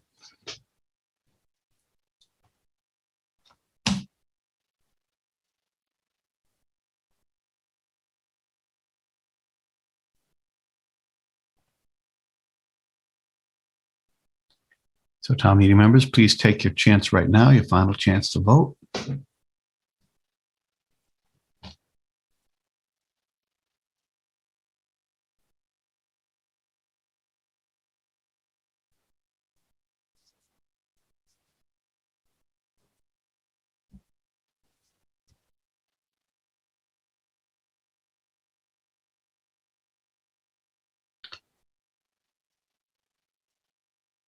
I may have missed the thumbs up. I think so. Nope. Yes, we're all good.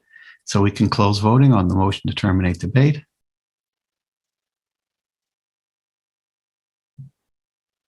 And the motion passes. 211 in the affirmative and 20 in the negative. So we'll run through our screens and we'll take a vote on the main motion as recommended and printed by the ARB in their report.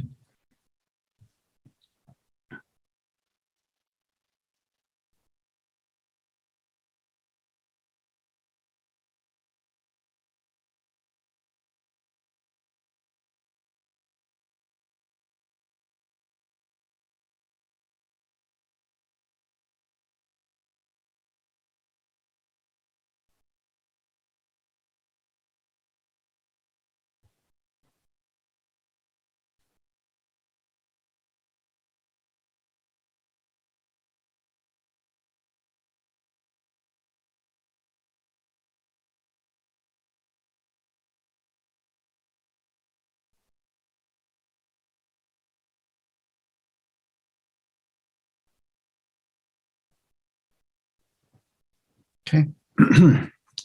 Now we have, of course, a recommended vote on Article 30. So we're enabling voting. So town meeting members, please go back to the portal.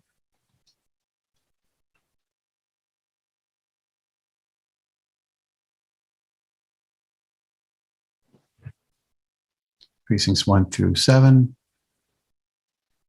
8 through 16, 16 through 21. We're voting on the amendment. We're voting to amend the gross floor area definition as recommended by the ARB in their report. If you want to do that, please vote 1 for yes, or 2 for no, or chat your vote in.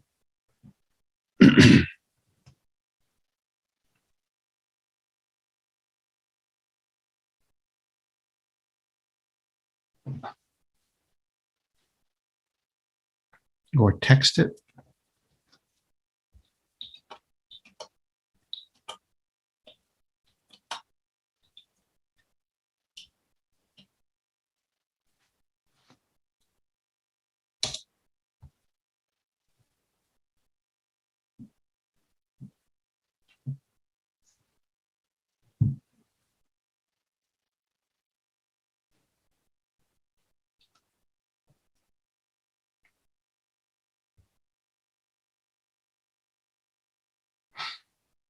So town meeting members, take your chance right now before we close voting. Go ahead and vote on the portal, text or chat your vote in.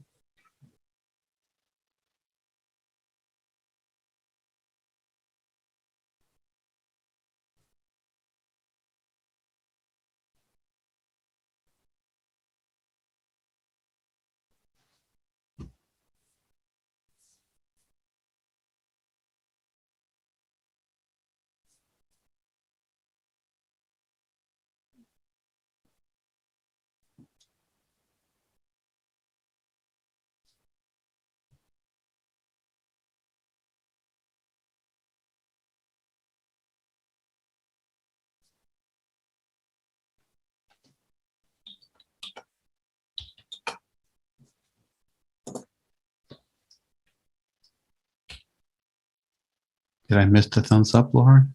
Yep, I did. Okay. So let's close voting.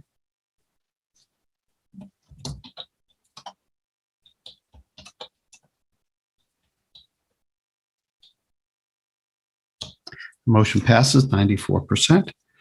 So Article 3, Article 30, 222 in the affirmative, 14 in the negative. It's a vote and I so declare it.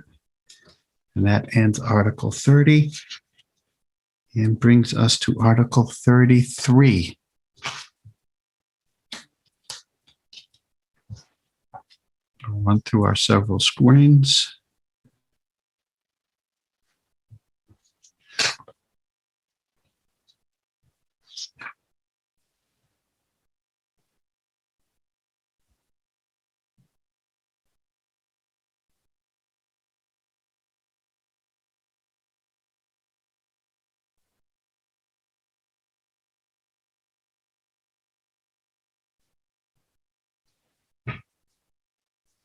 Ms. Memon has a point of order.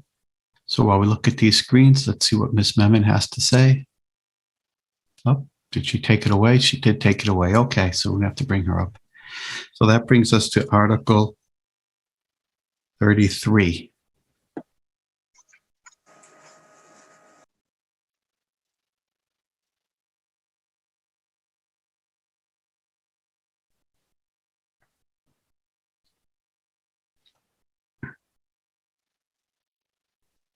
Zoning bylaw administrative amendments. Ms. Zemberry? Thank you, Mr. Moderator. Rachel Zemberry, Chair of the Redevelopment Board. Article 33 is a zoning bylaw amendment inserted at the request of the Redevelopment Board relative to administrative amendments. The ARB voted to recommend action 5-0. Could you please play the video presentation that was recorded? Yes, ma'am. Thank you. Take Ms. Memon's point of order after the presentation.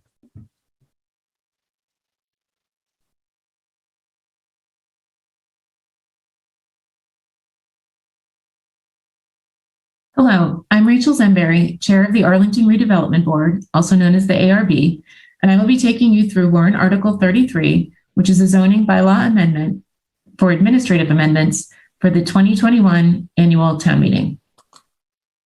The ARB supports these administrative amendments for clarity and consistency, including a range of technical references and corrections that do not alter the substance of the bylaw.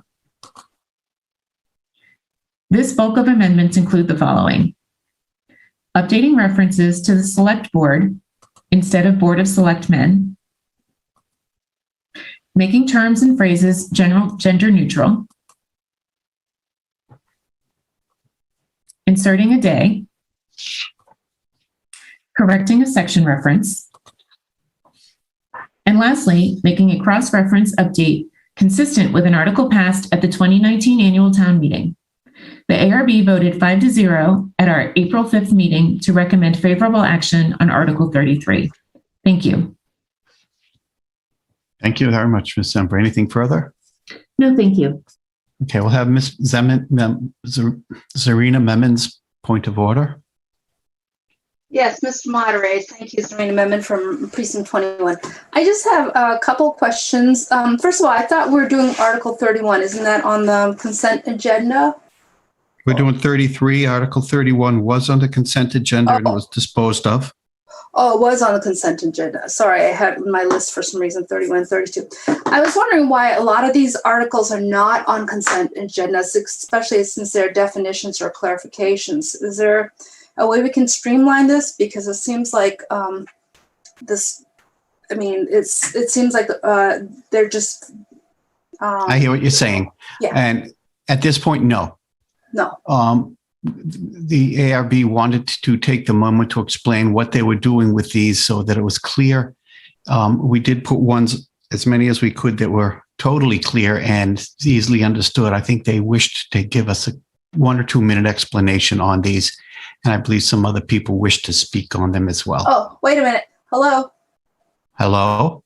Yeah, I just wanted to ask one more quick question before I was. But that's, Zarina, point of order, not waiting to speak and ask questions. So am I still asking? Yeah, you got to put, you're here on a point of order. I'm going to let you ask your question, but if you have a question, you should have put waiting to speak hand button. This is actually point of order more, just because the videos are available on the town website. I don't know if some people are aware of that. And I've seen a lot of these videos, so I just wanted to make that announcement. Well, I'm glad you were able to watch them beforehand. That's why we had them up. Great, thanks. Thank you. Okay, so let's bring up Gordon Jameson. And actually, none of those things Zarina brought up were points of order, but they were more questions. Mr. Jameson.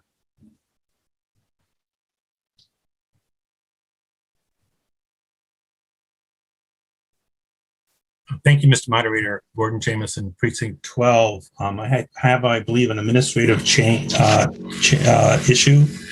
on page 11 of the report. The last section, 5322A2. It says it's different than what the presentation was. It has 3 inches or more crossed out. The presentation had more remaining. I thought. Yeah, it looked like it was highlighted. So Ms. Rate, can you clarify? The video presentation had 3 inches crossed out and the report has 3 inches or more crossed out. Jennifer Rate, Director of Planning and Community Development. It should be 3 inches or more, all should be struck. So this text is accurate. As in the report. In the report, as published in the report, yes.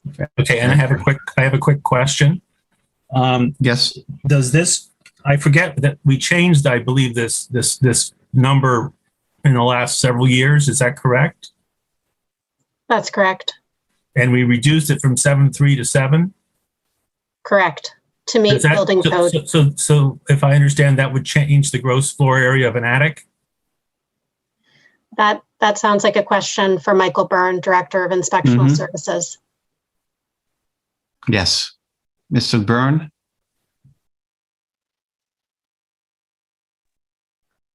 Michael Byrne, Director of Inspectional Services. Gordon, yes, it does reduce it slightly. And so the board of the assessors need. So we can't all talk at once on Zoom. Thank you, Mr. Byrne. So my point is, at some point, the assessors and the board of the assessors need to get in and do a calculation to update the gross floor area of these structures.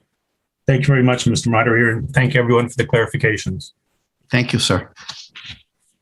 Kevin Koch?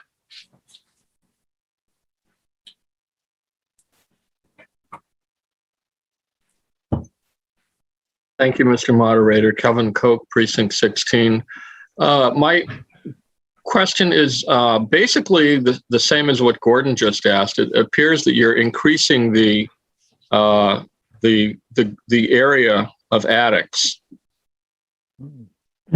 Actually, it would be a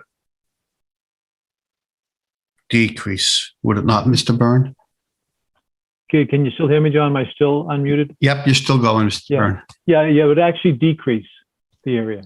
Well, if the attic, if the only space that counted had to be at least 7 feet 3 inches high, and now the space that counts as floor space only has to be 7 feet high, that means that the space between 7 feet and 7 feet 3 inches that used to be not count as floor space now is counted as floor space. Well, I think Michael Byrne, Director of Special Services, I think what you're finding is that they can't construct something larger than that. So it does decrease the gross floor area in the attics slightly. It's the 3 inches difference, but it does actually decrease it. Yes. So this is a little bit more than just a administrative change, and that's my main point, and I'm done. Thank you. Okay. Thank you, Mr. Koch. Ms. Dre?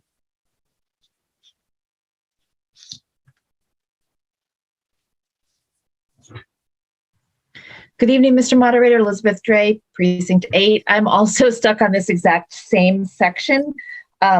So that the previous speakers have been speaking to, because the new definition of gross floor area does now not align with the same language that that's in Article 30, which is gross floor area. And I'm wondering if someone could explain that to me. Thank you. Ms. Raid, how does this compare with what we just changed in Article 30? This is the correct language. And town meeting had previously already amended the 7 foot, I'm sorry, Jennifer Raitt, Director of Planning and Community Development. This amendment was something that town meeting took up years ago because we were trying to comply with the building code during the recodification. And this is just one edit to the bylaw that we also still need to change. We made a choice to not put it in Article 30. It was not deemed within the scope of that article, and it was deemed within the scope of this article, which is simply more just broadly administrative amendments. Basically, this is what will be in the bylaw, 7 feet, not 7 feet, 3 inches. Thank you, Ms. Raitt. If I might, Ms. Raitt, this is just capturing the 1 or 2 places that it wasn't corrected when we changed the bylaw? Just this one place, exactly. Just this one place, okay. So, Mr. Moderator, does that mean then that we will be correcting it in the future in Article 30 where the language still exists?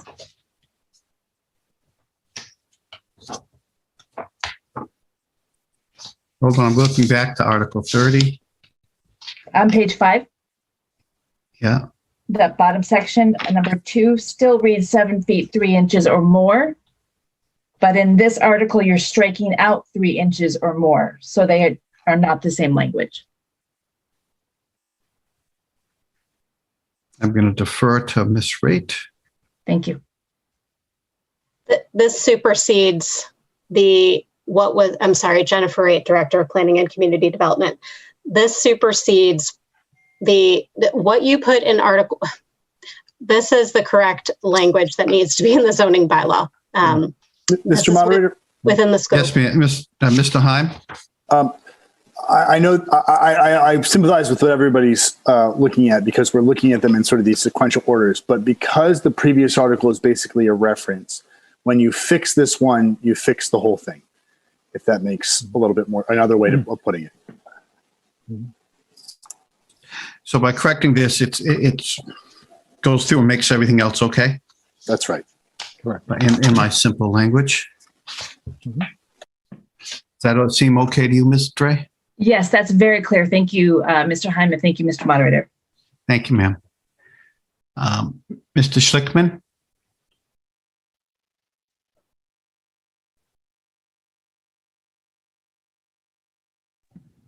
Paul Schlickman, Precinct 9, motion to terminate debate under all items under this article. Okay, in Article 33, we have a motion to terminate debate. It's been seconded.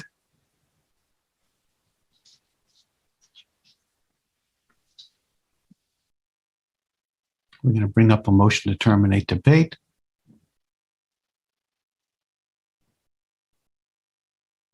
So town meeting members, get ready to migrate over to your portal. So voting's open. So 1 through 7 gone over. 8 through 15. And 16 through 21. If you wish to terminate debate, please 1 for yes. If you don't, 2 for no. Text in yes or no, or chat in, which is preferred over texts.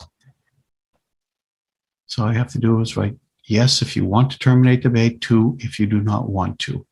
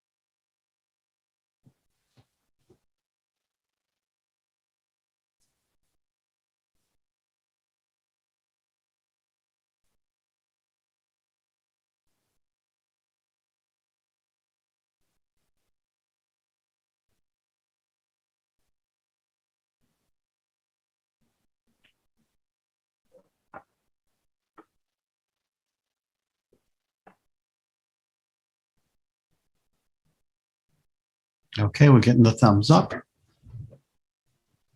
We're all set. We can terminate. We can close voting. Yep. And motion to terminate debate is successful. 207 in the affirmative, 13 in the negative. Debate is terminated. That brings us to the recommended vote of the Arlington Redevelopment Board as printed in their report under Article 33.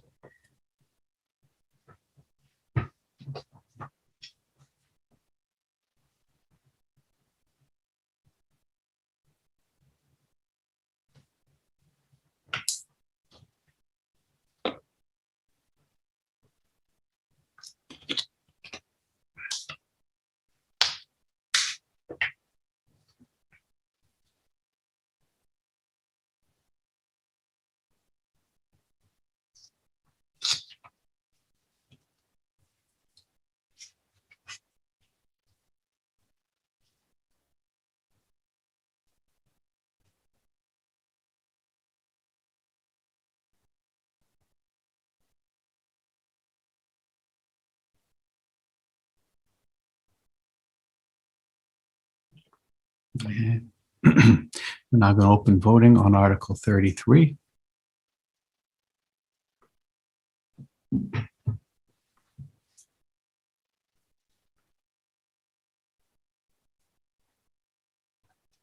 Town meeting members, let's go back to the portal, 1 through 7,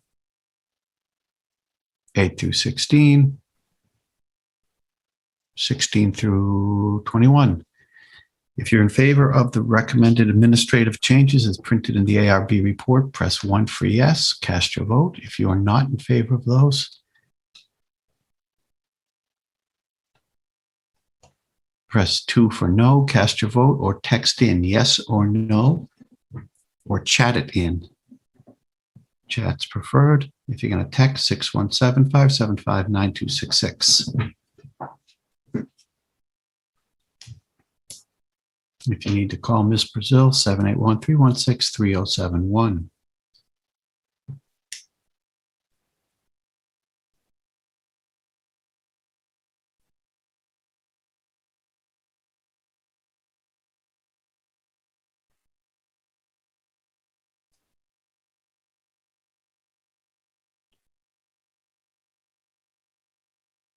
Town meeting members, please take this opportunity to vote.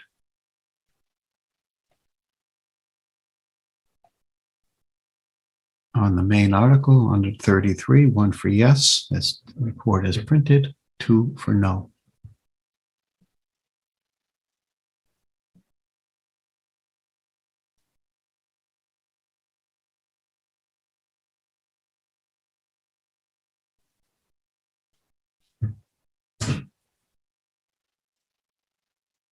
Okay, we have all the votes in.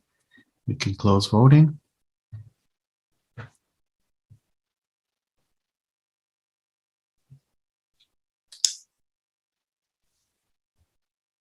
And the article passes 223 in the affirmative, 6 in the negative. It's a vote and I so declare it. And that closes Article 33. And the next article that we have open is Article 35.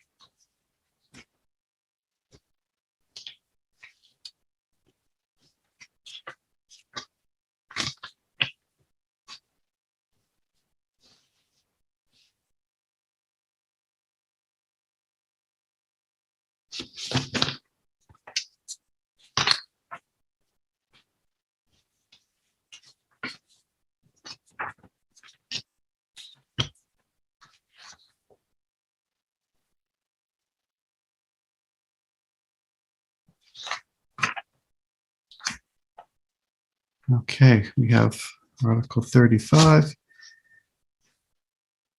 Zoning bylaw amendment, industrial uses. Ms. Zemberry? Thank you, Mr. Moderator. Rachel Zemberry, Chair of the Redevelopment Board. Article 35 is a zoning bylaw amendment inserted at the request of the Redevelopment Board relative to industrial uses. The ARB voted to recommend action 5-0. Would you please play the video presentation that was pre-recorded? Yes, ma'am. Thank you.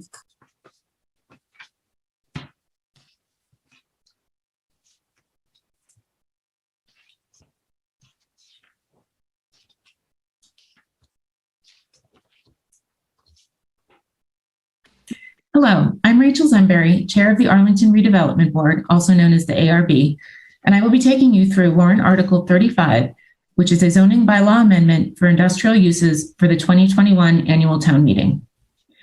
Many plans were used as guideposts in the development of this zoning amendment, starting with the Arlington Master Plan. The Master Plan was the impetus for an appropriation of funding to investigate possibilities in our industrial zoning districts. The plan stated that the industrial district uses and dimensional standards, what you can build and where on a lot, needed to be modernized for restaurants, innovative businesses, and the creative economy and other opportunities. This is further supported by the Arts and Culture Action Plan, the Arlington Heights Neighborhood Action Plan, the Millbrook Corridor Report, and the Net Zero Action Plan. Each of these plans and discussions around the industrial districts were developed through strong participatory planning processes subsequent to the adoption of the master plan. Work began on this project in 2019 in partnership with the Master Plan Implementation Committee's Zoning Bylaw Working Group. RKG Associates in Harriman were hired to assist with reviewing existing conditions, performing a market analysis, exploring and testing development scenarios, and making zoning recommendations. The goals of this project were to position Arlington to attract new businesses and jobs in emerging growth industries to the industrial district and create opportunities for Arlington to realize greater revenue by making strategic zoning amendments. The zones have 91 parcels across a total of 43 acres. The zones represent 1.2% of taxable square feet of development. The district is varied with small to larger parcels across Arlington. The current uses allowed in the industrial districts are wide-ranging and are either hyper-specific by dedicating how floor area may be used or vague categories of uses that are necessary businesses, but not reflective of the needs of potential industrial uses. The proposed amendments reflect specific recommendations from the master plan that reflect the current market needs for the wide range of industrial uses. Within Middlesex County, Arlington could capture 1,000 plus new jobs, and there is potential demand for redeveloping approximately 200,000 square feet of space over the next 10 years. To capture this new growth, first and foremost, the proposed amendments aim to address the antiquated table of uses and density and dimensional requirements that are preventing the attraction of new and modern uses to Arlington's industrial districts. Modern occupants want larger flexible spaces with higher ceiling heights for taller machines and storage racks. Flex uses combine commercial activities under a single commercial entity, including light manufacturing businesses, offices, distribution facilities, research and development, and retail uses. These uses are in addition to and expand on the existing artistic and creative production uses that are currently allowed either by right or by special permit in the district. Because we expanded these uses, new definitions related to these uses have been created. The economic analysis found that newer dining options could be introduced to these districts. The amendment would allow restaurants by special permit if an accessory use to an industrial use. This could be complementary use to food production and brewery uses. Retail uses are also proposed to be allowed by special permit if accessory to the industrial use. This could be complementary to light manufacturing businesses, food and beverage production, and creative economy uses. The last use we are proposing to introduce is residential. Residential uses are proposed to be allowed by special permit only if they are accessory to industrial use. The master plan recommended that residential uses should be allowed in mixed-use projects where the associated commercial industrial space comprises a majority of usable space. Currently, the zoning bylaw strictly prohibits residential uses in mixed-use projects in the industrial district. RKG Associates completed a pro forma analysis to determine whether the proposed amendments are realistic requirements to set on a property owner. RKG found that a new development of industrial and commercial use alone may not be a viable investment for a property owner to develop a site. When including residential uses, the pro forma showed profitability, which is why we need to amend the description of the district. This and the following slides show examples of potential mixing of uses that would be allowed within this proposed amendment. In this example, the residential square footage is not more than the square footage of the ground floor light industrial space. Here, residential uses would not be allowed over office use because the ground floor must include a light industrial space. Here, the residential square footage is not more than the square footage of the ground floor of the principal building, which does include light industrial use. In this example, the ground floor of the principal building does not include light industrial use and residential is not allowed. All of these examples illustrate that residential would only be allowed if accessory to an industrial use. The ARB believes that appropriate limitations are in place with this proposed zoning amendment to not supplement industrial and commercial use. To recap, the proposed zoning requires commercial industrial uses to be ground floor uses in any mixed-use project in the industrial district. Additionally, residential floor area is tied to the floor area of light industrial uses at a 1-to-1 ratio. Any additional residential use requires further financial review by the ARB. The proposed zoning amendment includes the development standards for any new construction or addition greater than 50%, which acknowledge and support the other efforts that are important to the town. There is a significant emphasis placed on incorporating sustainability measures and stormwater management measures.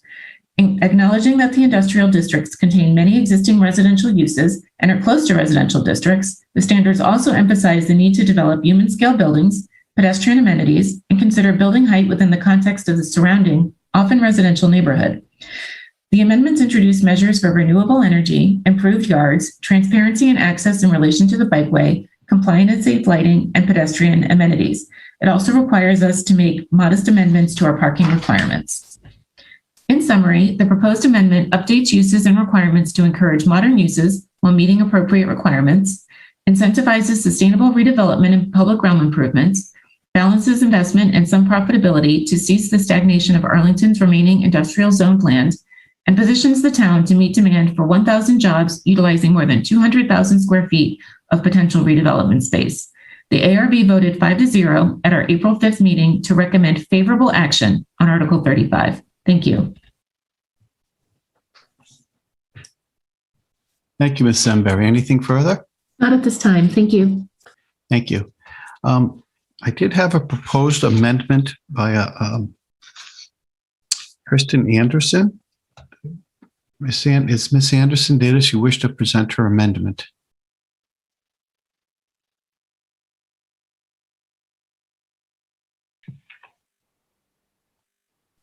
Mr. Moderator? Yes. Kristen Anderson, Precinct 13. Mr. Moderator, I move to amend Article 35. My amendment strikes out the references to residential uses in the industrial districts. It maintains our current bylaw restriction of allowing just commercial and industrial development for this small zone. I moved to East Arlington in the year 2000. In those days, I helped revive a small neighborhood citizens group. I served on town meeting in Precinct 1, and I worked with the Tri-Town Flood Group. I've since moved to the Morningside neighborhood. I run a small business in Arlington Heights, which is located in one of the industrial buildings behind Gold's Gym.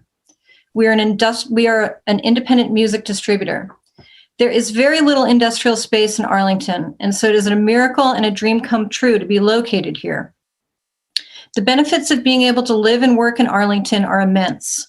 Prior to moving our business from Malden in 2015, my partner and I spent approximately 415 hours per year combined in traffic on Route 16, just commuting to work. 415 hours per year. Multiply that by the 11 years that we worked in Malden. It's an outrageous amount of time to waste commuting.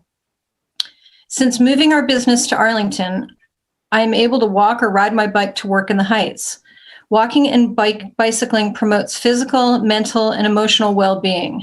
It will improve the quality of your life big time. It's really awesome. And I wish that more of my neighbors in Arlington could enjoy living and working in the same town. It's a much better way to live. Yet, only a very small percentage of residents, only 7% pre-pandemic, live and work in town. This is why we call Arlington a bedroom community. Arlington desperately needs more businesses and more jobs. Arlington needs a better balance between living and working, and there does not need to be a battle between housing and business. People need both homes and work. So how do we bring more jobs to town? Not by giving private developers the right to develop high-end luxury residential apartments in our industrial zone.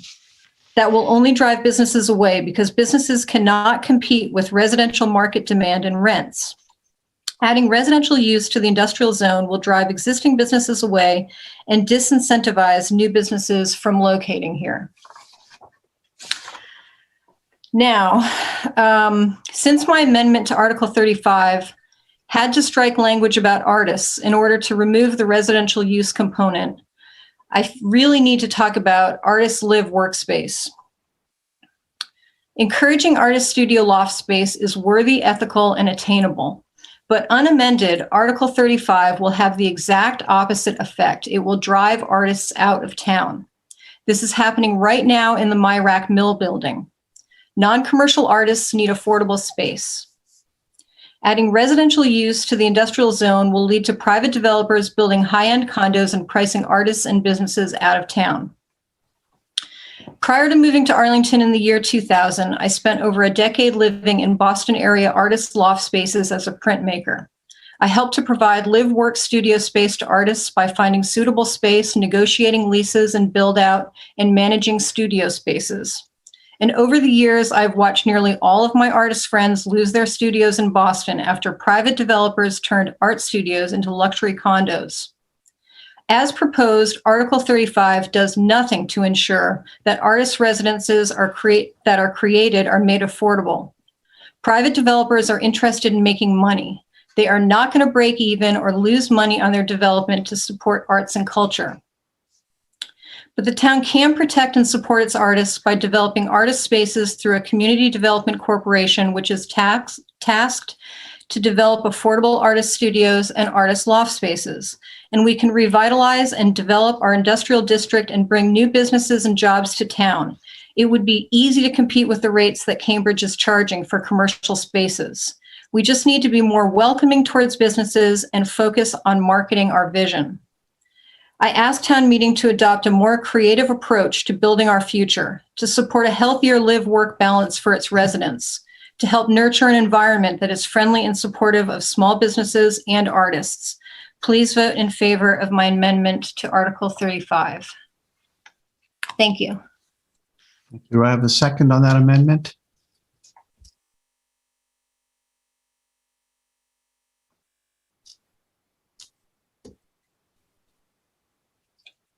It's been seconded.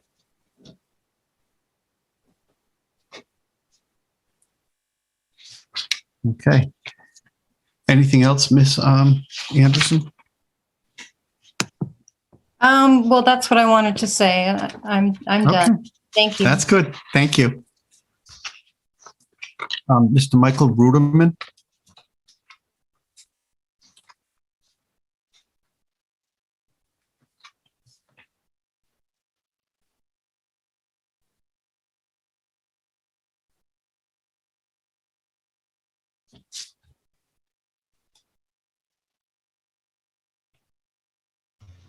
Mr. Ruderman. Thank you, Mr. Moderator. Michael Ruderman, Precinct 9. I wish to present to the meeting Mr. Don Seltzer of Irving Street. He has some words to say on Article 35. I believe he also has a video presentation ready to go. And he is a town resident? He is, sir. Okay, thank you. He has a right to speak under our bylaws.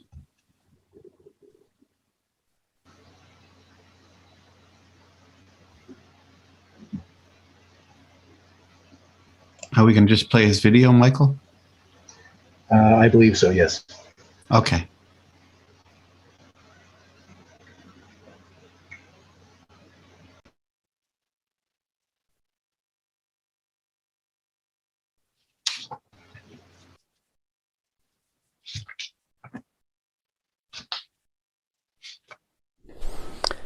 Hello, I'm Don Seltzer. I live at 104 Irving Street, and I've been an Arlington resident for 48 years. I'd like to begin by providing some context to this warrant article. Arlington has a serious fiscal imbalance in its residential commercial makeup. Among the larger communities in Massachusetts, we are dead last in non-residential property tax revenue. Compared to our sister communities in the Metro Mayors Coalition, our tax base is particularly dismal. We also have a lack of decent paying jobs in town. Arlington has a population of nearly 45,000 people, and only 1,700 actually work in town. 93% of our working population have to get in their car or crowd onto a T-bus to commute elsewhere. This makes no sense. We should have good paying jobs in town that people can walk to or bike to. 2 years ago, town meeting appropriated $70,000 to bring in a consultant to advise us on how to better utilize our dwindling industrial district, a small strip along Millbrook reserved for industries that may not be compatible with homes right next door. Starting in December 2019, I attended every presentation made to the Zoning Bylaw Working Group and the Redevelopment Board. Throughout all this time, the objective was clear. How can we attract new emerging companies to our tired, underutilized industrial districts? How can we bring in good, high-paying jobs? How can we enrich the community with these new businesses? We heard ideas that appealed to our aspirations, such as microbreweries, fine dining, maker spaces, and even vertical farming. Through the first 10 months of the study, there was no discussion of residential mixed use. A town survey carried out last summer showed that residential was the least popular use for industrial districts. The proposal to allow residential mixed use was introduced at a very late stage in October during a presentation to the Redevelopment Board. It was not actually mentioned or even listed in the slide shown, but was deeply buried in a single footnote in the documentation. It was up to residents to call attention to this hidden surprise addition. RKG Consulting would later try to justify this recommendation by producing pro forma analyses of a few scenarios. These analyses did not evaluate job potential or the benefit to the town, but looked solely at what type of development would earn the highest returns to the landowners. The choice of sites for these analyses was also very curious.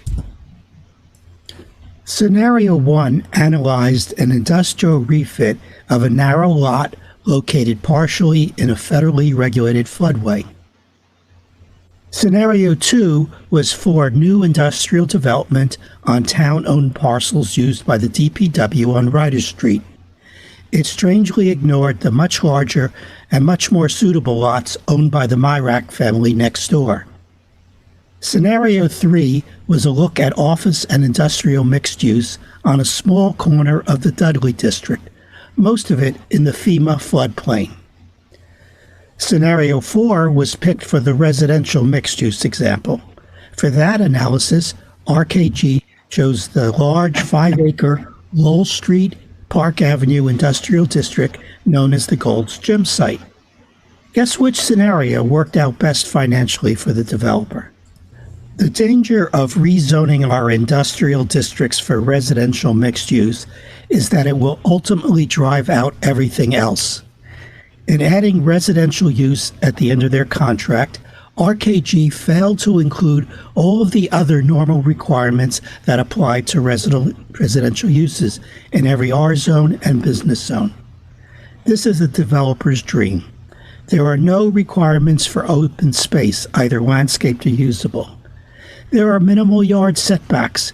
The current proposal actually prohibits a front yard of more than 10 feet. And there are no minimum lot sizes required. It is easy to predict what will come out of this proposal. 2- or 3-story apartment buildings with some nominal, low-cost industrial use on the ground floor.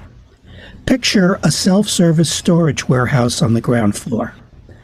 And because inclusionary affordable housing doesn't kick in until 6 units, this article also encourages developers to slice up the district into small subdivisions to build apartment buildings or townhouses with only 4 or 5 units, all renting for high market rates. North Cambridge, Somerville, Watertown, and Newton are bursting with new growth for the life sciences industry. This is overflow from Kendall Square, where rents are out of sight. Our wife, on our doorstep, is grabbing this overflow at $70 per square foot. In Arlington's industrial districts, the going rents are only $25 to $30 per square foot. This study and proposed zoning amendments do nothing towards attracting this type of desirable growth to our community. I urge you to vote no on the motion as originally proposed.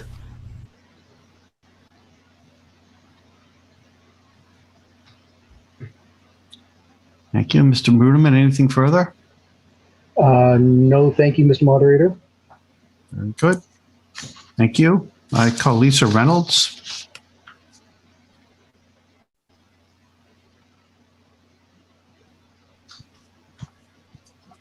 Thank you, Mr. Moderator. Can you hear me? Yes, ma'am. Thank you. Lisa Reynolds, Precinct 6. I would like to introduce Aram Hallman from 12 Whittemore Street, and he has a video presentation that we'd like to play. Very good. Well, is he here or are we just going to play his video? Ooh, just play his video, please. Okay, very good. Thank you. Thank you.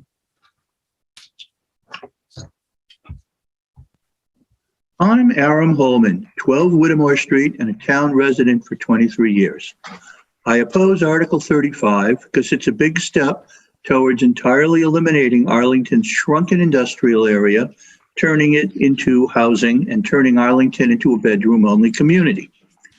I have 4 related concerns, which I hope you share. Growing Arlington's business sector, creating more decent-paying jobs in town, creating more affordable housing, and limiting Arlington's ever-growing dependence on its financially burdensome residential property tax. In every one of these aspects, Article 35 goes in the opposite direction or is significantly inferior to better alternatives. Article 35 has glib language about allowing restaurants, breweries, wine bars, and artists. Despite that, Arlington's Article 35's primary purpose is to turn Arlington's industrial area into another residential district, in that its primary use, as measured by space, will be for expensive market rate housing. Any business use, first floor or otherwise, will be a flimsy facade. The purpose of an industrial area is to provide space for business activities that are incompatible with housing. To mix in housing violates that purpose. And once housing is built there, any complaints by residents about business activities will trump the otherwise legitimate needs of businesses. This won't happen all at once. Instead, the residential camel will start by poking its nose into the industrial tent a bit at a time and then intruding itself more and more. Here's how. It also shows how its proponents tried to sneak in housing. The original article mentioned residential housing only as a footnote. This was unacceptable and explicit language was added. However, the explicit language allowed twice as much residential space as light industrial use. Light industrial, that's the glib category name for restaurants, wine bars, etc. That's far too much by any standard and really does make the area primarily residential. It was too blatant and it was trimmed back to allow only as much space as light industrial, not twice as much. This sounds better, but if you read on, there's a loophole. All the redevelopment board needs to do is to find out that the lower limit is financially infeasible, that's a quote, for the developer, and the ARB can raise that residential limit back up to twice as much as for business. Presto, residential at last. This is sneaky and underhanded because it gives the redevelopment board the discretion to allow what was previously removed precisely because it was objectionable. And any developer will easily be able to cook up numbers that support a claim of financial infeasibility. So Article 35's drafting and current language is flawed and you should vote against it. But that brings up two bigger issues. Why is Arlington's industrial area so underutilized? And what kind of future Arlington do you want? Consider our low cost. Business space around Alewife costs far less than space in Kendall Square or the Seaport, and Arlington space costs even less than Alewife. We're nearby, we're less cramped, we have good infrastructure. So why is there such a lack of interest in our space? Two reasons. One is that landowners have not been interested in developing their land for business. They have let their land sit vacant for decades, waiting and wanting the kind of zoning change you now have before you. The other reason is that Arlington's town government has passively acquiesced, making insincere, half-hearted attempts to plan for these sites as if all of a sudden the town, not the landowner, could decide what would go there. These plans largely consist of plans for, again, housing, with little or no business. Why? Follow the money. It does that because that's the easiest way to simply let more revenue roll in, town budgets keep going up, and keeping town officials well paid. Of course, that can't go on forever, but hey, that's a problem for the future.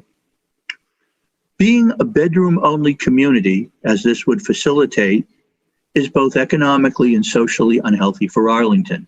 Economically, our share of property tax revenue from business, only 5%, is way less than that of surrounding towns, typically 20 to 50%. Thus, we excessively depend on residential property tax. That raises the cost to those who would move here, makes diversity as a goal less achievable, and tends to push out longtime residents who can no longer afford it. How many of you are now paying $10,000 per year or more? Those of you who aren't soon will. Don't you deserve a break today? Socially, it's unhealthy. Most jobs in Arlington are low-paying retail jobs. Over 90% of Arlington residents have to travel elsewhere for work. Thus, people who work here can't afford to live here, and most people who live here can't afford to work here.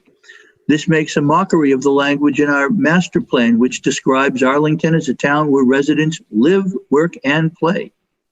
Again, I urge you to vote against Article 35. Should an amendment be proposed which would strip out its language allowing residential use, you should vote for that, but only as a way to mitigate the damage that Article 35 would cause. Again, I urge you to vote against Article 35. Good. Thank you for listening.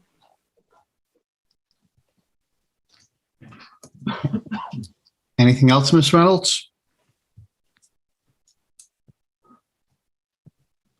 No, thank you. All set.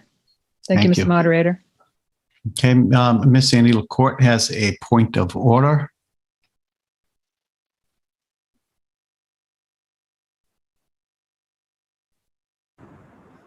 Annie LaCourte, Precinct 15. John, I apologize if this is not a point of order, but I would like to point out that once again, some of the things that Mr. Holloman said in his video were maligned the character of town officials. And we're off scope. Temptation to do that, but I would like us to give people direction in the future about the kind of language they can use in these kinds of videos. Thank you. Well, hopefully next year we'll be back in the hall and we won't be having to have videos. But thank you. I appreciate your points. And I also thought they were a little bit off scope as well. Thank you, Ms. LaCourte. You're welcome. Okay. And we did get 2 answers to your questions from last week. And they were both no one had made any complaints about the Election Modernization Committee, and they were not scolded by anybody either. Great. So we did get answers, but I forgot to give them to you earlier. So we'll take Mr. John Warden, and then after Mr. Warden, we're going to take motions to reconsider and to adjourn. So Mr. Warden.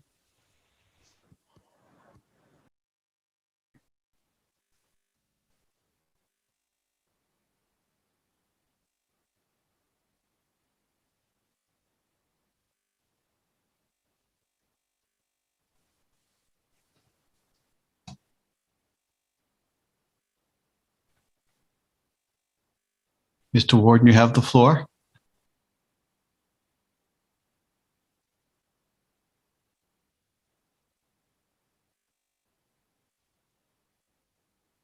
I believe your mic's open, Mr. Warden.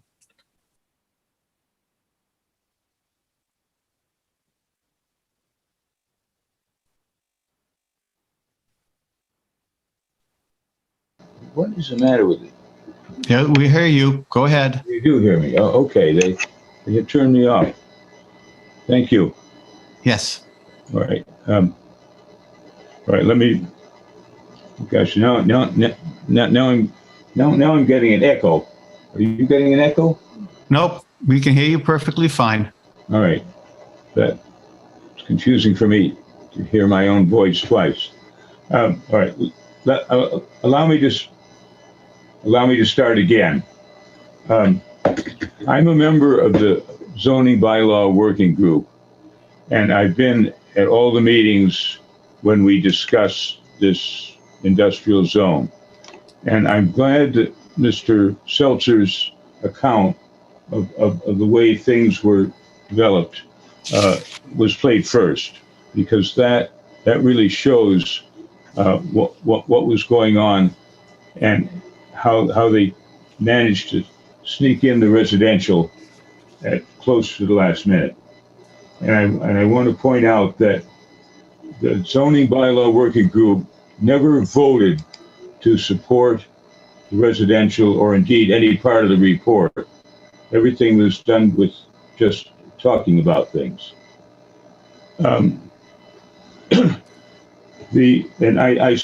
speak, of course, to support Ms. Anderson's amendment, which brings this proposal back to where it was supposed to be to start with, and the way it went for the first several months of its study.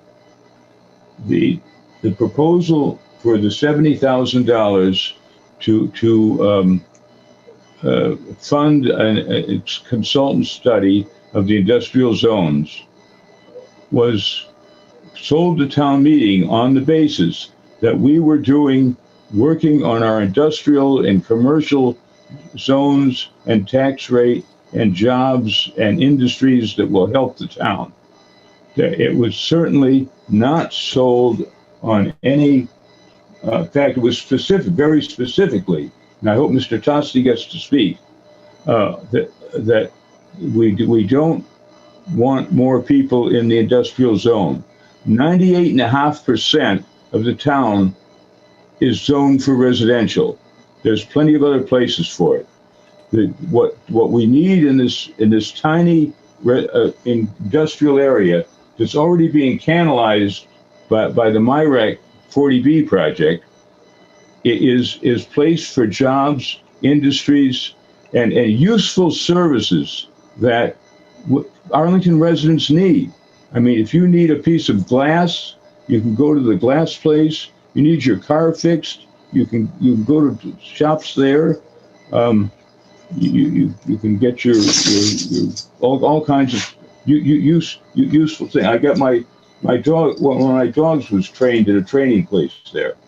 There's all sorts of useful things that people in our town need and deserve.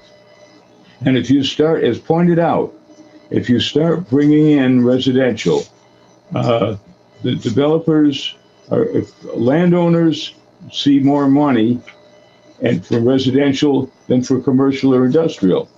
The town doesn't have any duty to make people rich just because they happen to own a piece of land. If they want to build residential, plenty other places to do it.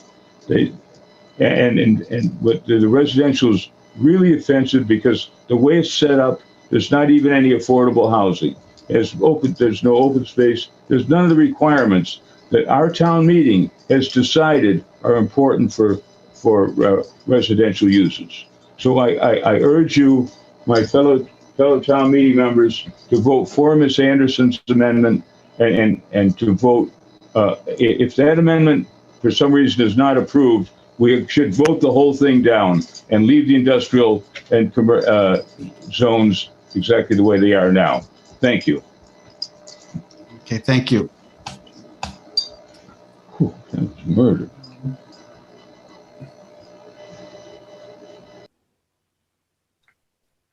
Okay, it's 11:01. I'm going to ask for any motions for reconsideration. If you have a motion for reconsideration, we'll use your hands up feature in Zoom so that we can get your motion for reconsideration.